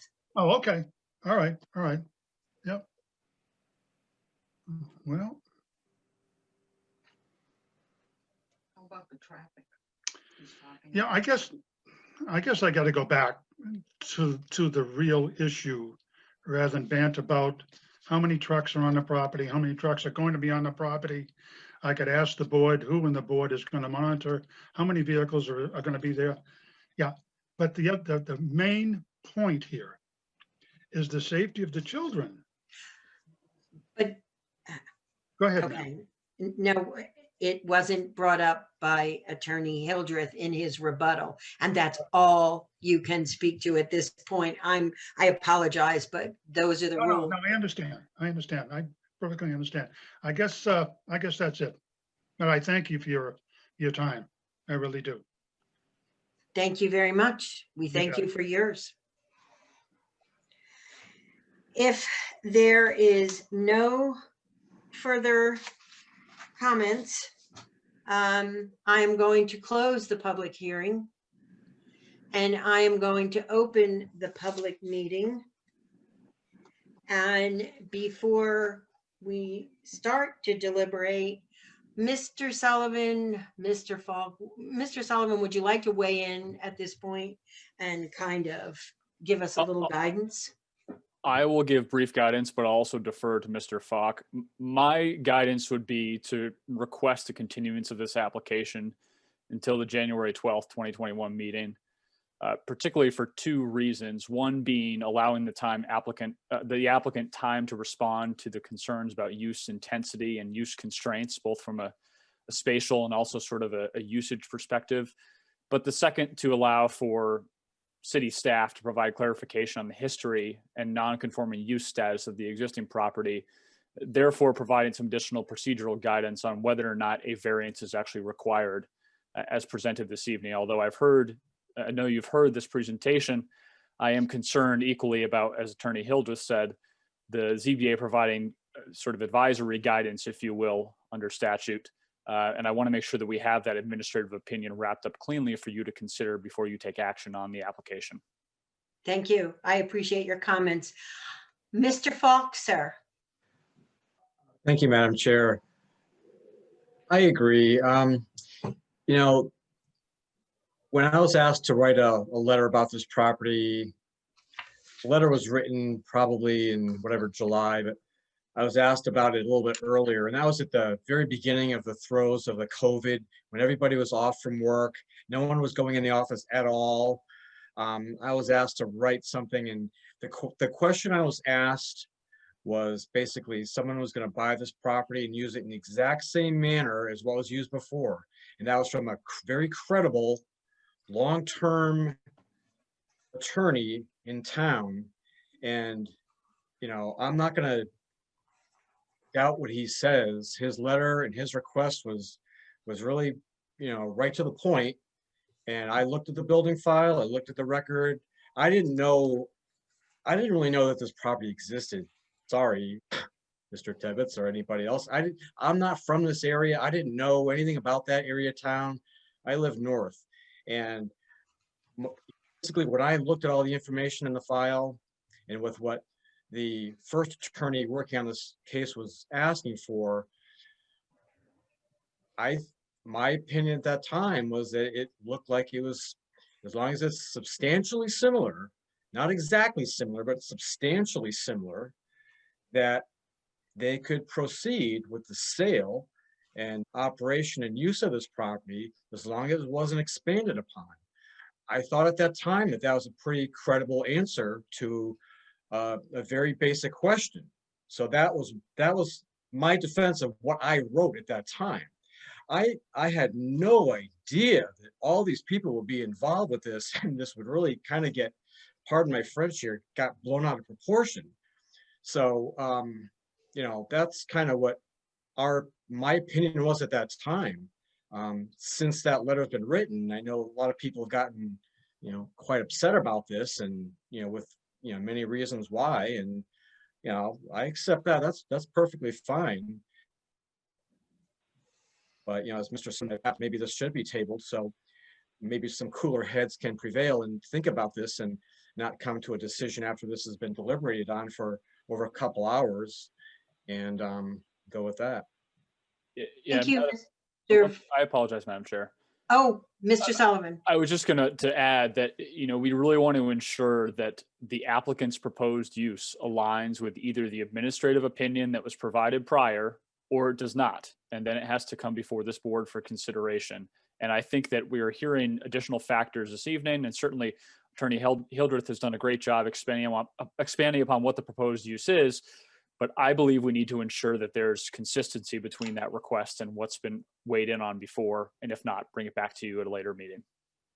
Thank you. And I think in the interest of time, I'm going to make a motion. I'm going to look for a second and we can have discussion, but I am going to make the motion to continue this to 1/12/21, January 21st, 21, in order that more information can be brought forward, not just for the applicant, but for abutters, so that everybody has all the information. But most importantly, this board does not have, as we've learned, as we've listened tonight, we do not have all the information to render a complete and just decision. And that's our primary purpose, to always render a complete and just decision and follow the law. And so with that being said, I do make a motion to continue this to January 12th, 21. And Mr. Shaw, is that a second or a conversation? Both. I will Okay. second it, but I also just want to ask the question. It would seem to me that we did also just close the public hearing, but I would expect we would and to reopen the public hearing to get the testimony from at least staff and the applicant's attorney at a minimum. So I just think we might want to make sure that's understood as part of our motion and discussion. Okay, so then what you're saying is that the comments made by Mr. Sullivan and Mr. Falk should have been within the actual, well, they were in the public meeting part of it. Right. No, I'm just saying when if we reconvene on January 12th, that we would be reopening the public hearing for testimony. Absolutely. Absolutely. You're correct. As you usually are, Mr. Shaw. I've learned that, you know. Mr. Carrier might actually further correct me. Oh, I don't think you'll disagree. Mr. Currier, did you have some pearls of wisdom you would like to? Well, one side of this argument was never going to consider pearls of wisdom, I think, depending on which way we vote. But I just wanted to have some discussion on the motion, which was, to me, it's very important to have the 1988 ZBA record. You know, for all the time I've been on this board, whenever there was a past action on behalf of the board, that's part of our, you know, in our application package. And so it seems like this was an active application in 1988. And I think that, you know, that's part of a very important thing for me to know. Thanks for bringing that up, Mr. Currier. You're so correct. When you brought it up and when it was stated about that 1988, I made a note that that was very important. So thank you for reiterating that fact. Do we have any other discussion? Mr. Minkara, sir. I guess I just want to be clear on what we're doing. I think continuing a hearing to get additional information is fine. And I agree with Mr. Courier. Anything that's in the past record, I think is very important, particularly ZBA action is very important to have. I don't think, however, that it would be appropriate to have a new administrative decision interjected into this case. We have an application, and I think if there's additional information that's relevant to it, that's fine. But I don't think another administrative decision would be appropriate for this case. That may be something that could come later for some other reason. There may be an appeal of a decision that we make, but I guess I'm just a little bit concerned that is in essence creating a new case. And, to me, that wouldn't be relevant. I understand. I think Mr. Sullivan or may have meant a new interpretation of an administrative decision, but that's how I would agree. I think that also would not be appropriate. I think additional information that we didn't have, that's appropriate to the case at hand, but I don't think we need to revisit a letter that was. Oh, I lost your last thing, Jay. You muted. Oh, I don't think we need to revisit or reinterpret a letter that was written by Carter last July. I mean, to me, that's not new information. I'm interested in additional information about the nature of the use, and I'm also interested in any information that anybody may have relevant to any of the points of law. Thank you, sir. Mr. Lionel.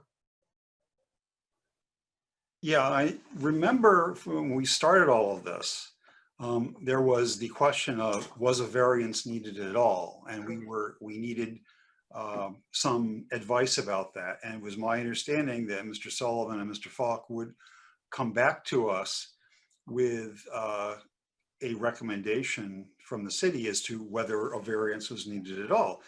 If they decide it's not, and the board agrees, then that's that. If they think that, yes, a variance is needed, then we proceed with the case.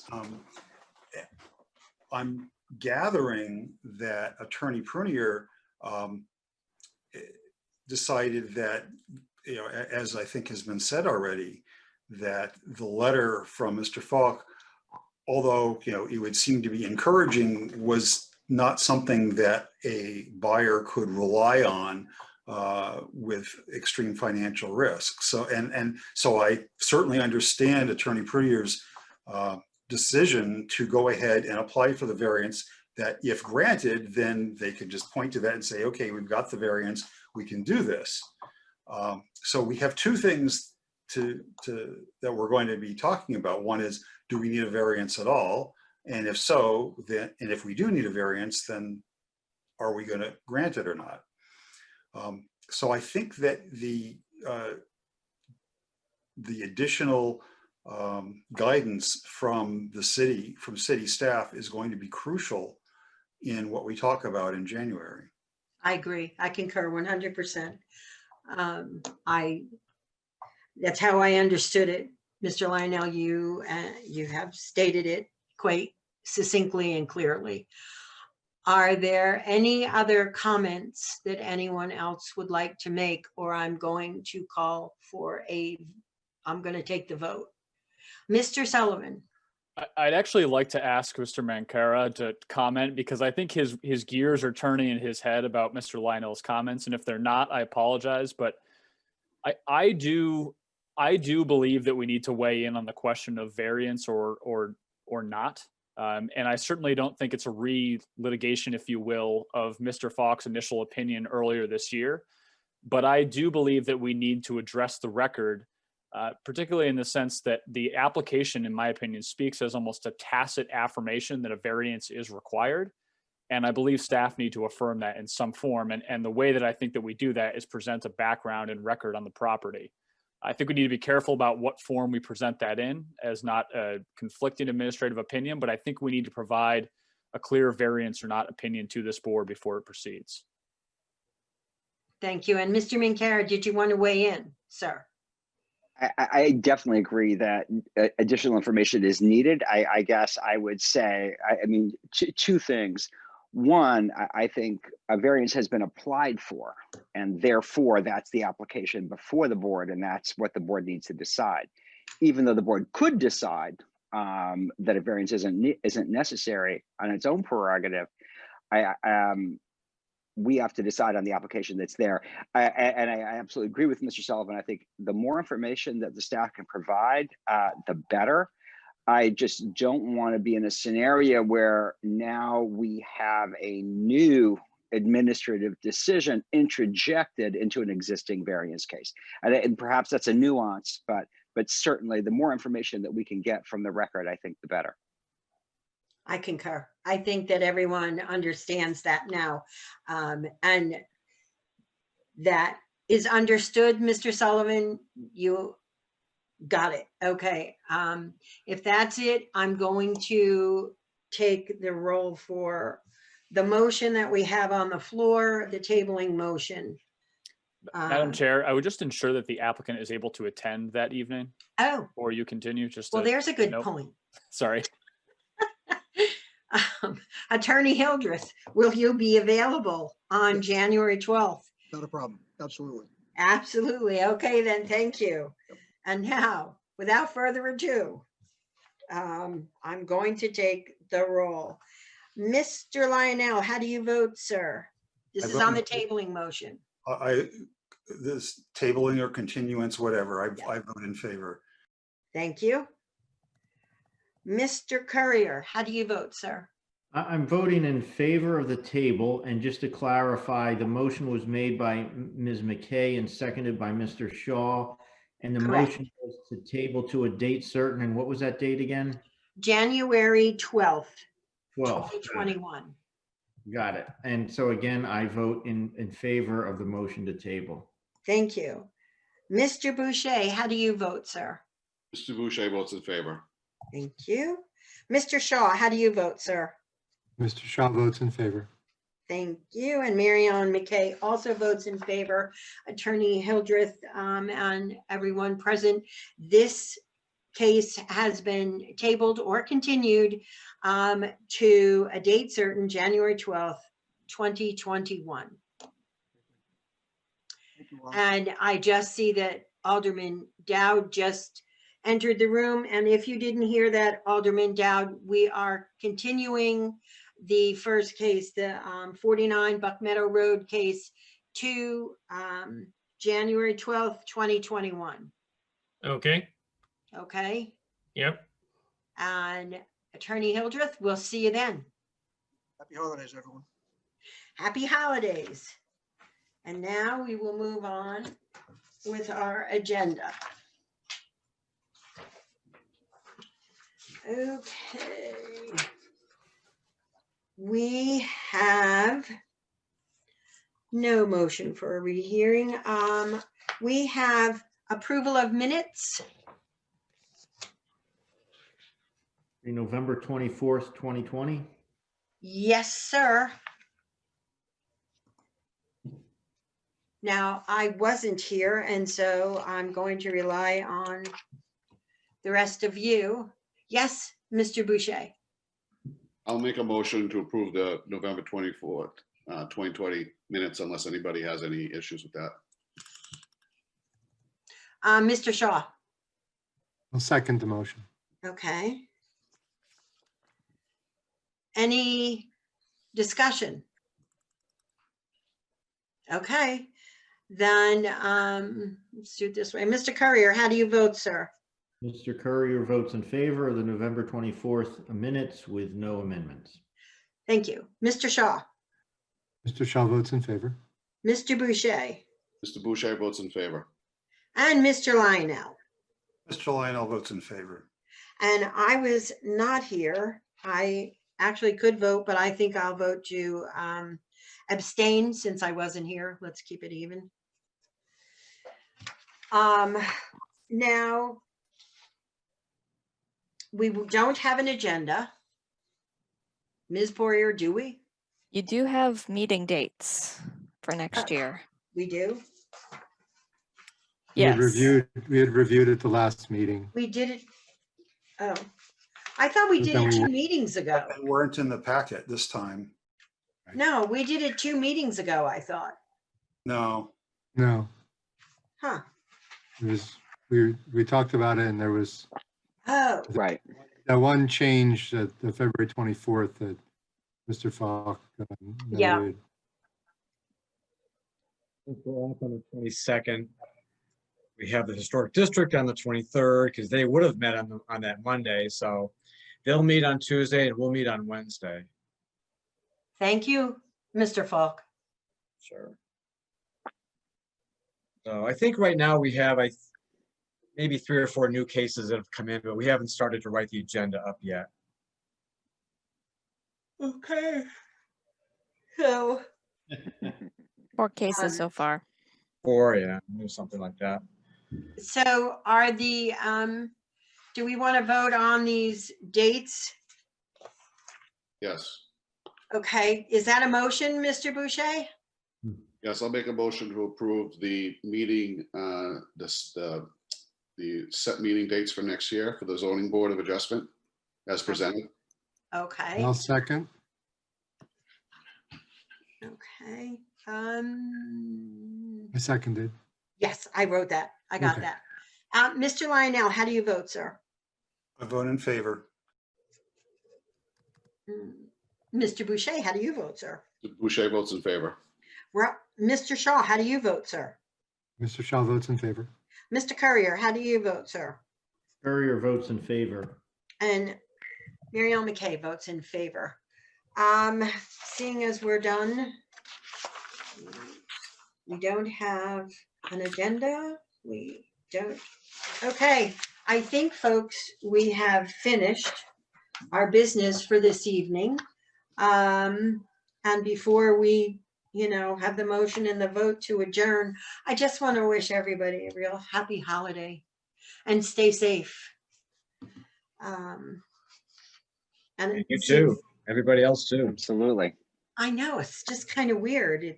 I have a Christmas tree up and yet, doesn't feel like it this year. It's different.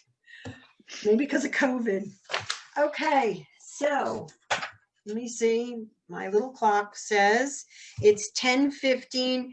Thank you all for indulging me and switching the lineup on the agenda. This was a very long, involved issue, and having people sit and wait didn't seem fair to anybody. So that's why I did it. So thank you Good for call. indulging me. We need a motion to adjourn. Yes, sir. Was that you making it, Mr. Lionel? I make a motion to adjourn. Second. Okay. And Rob seconds. Okay. Mr. Courier, how do you vote, sir? In favor of adjournment. Mr. Boucher, how do you vote, sir? Mr. Boucher votes in favor. And Mr. Shaw, how do you vote, sir? Mr. Shaw votes in favor.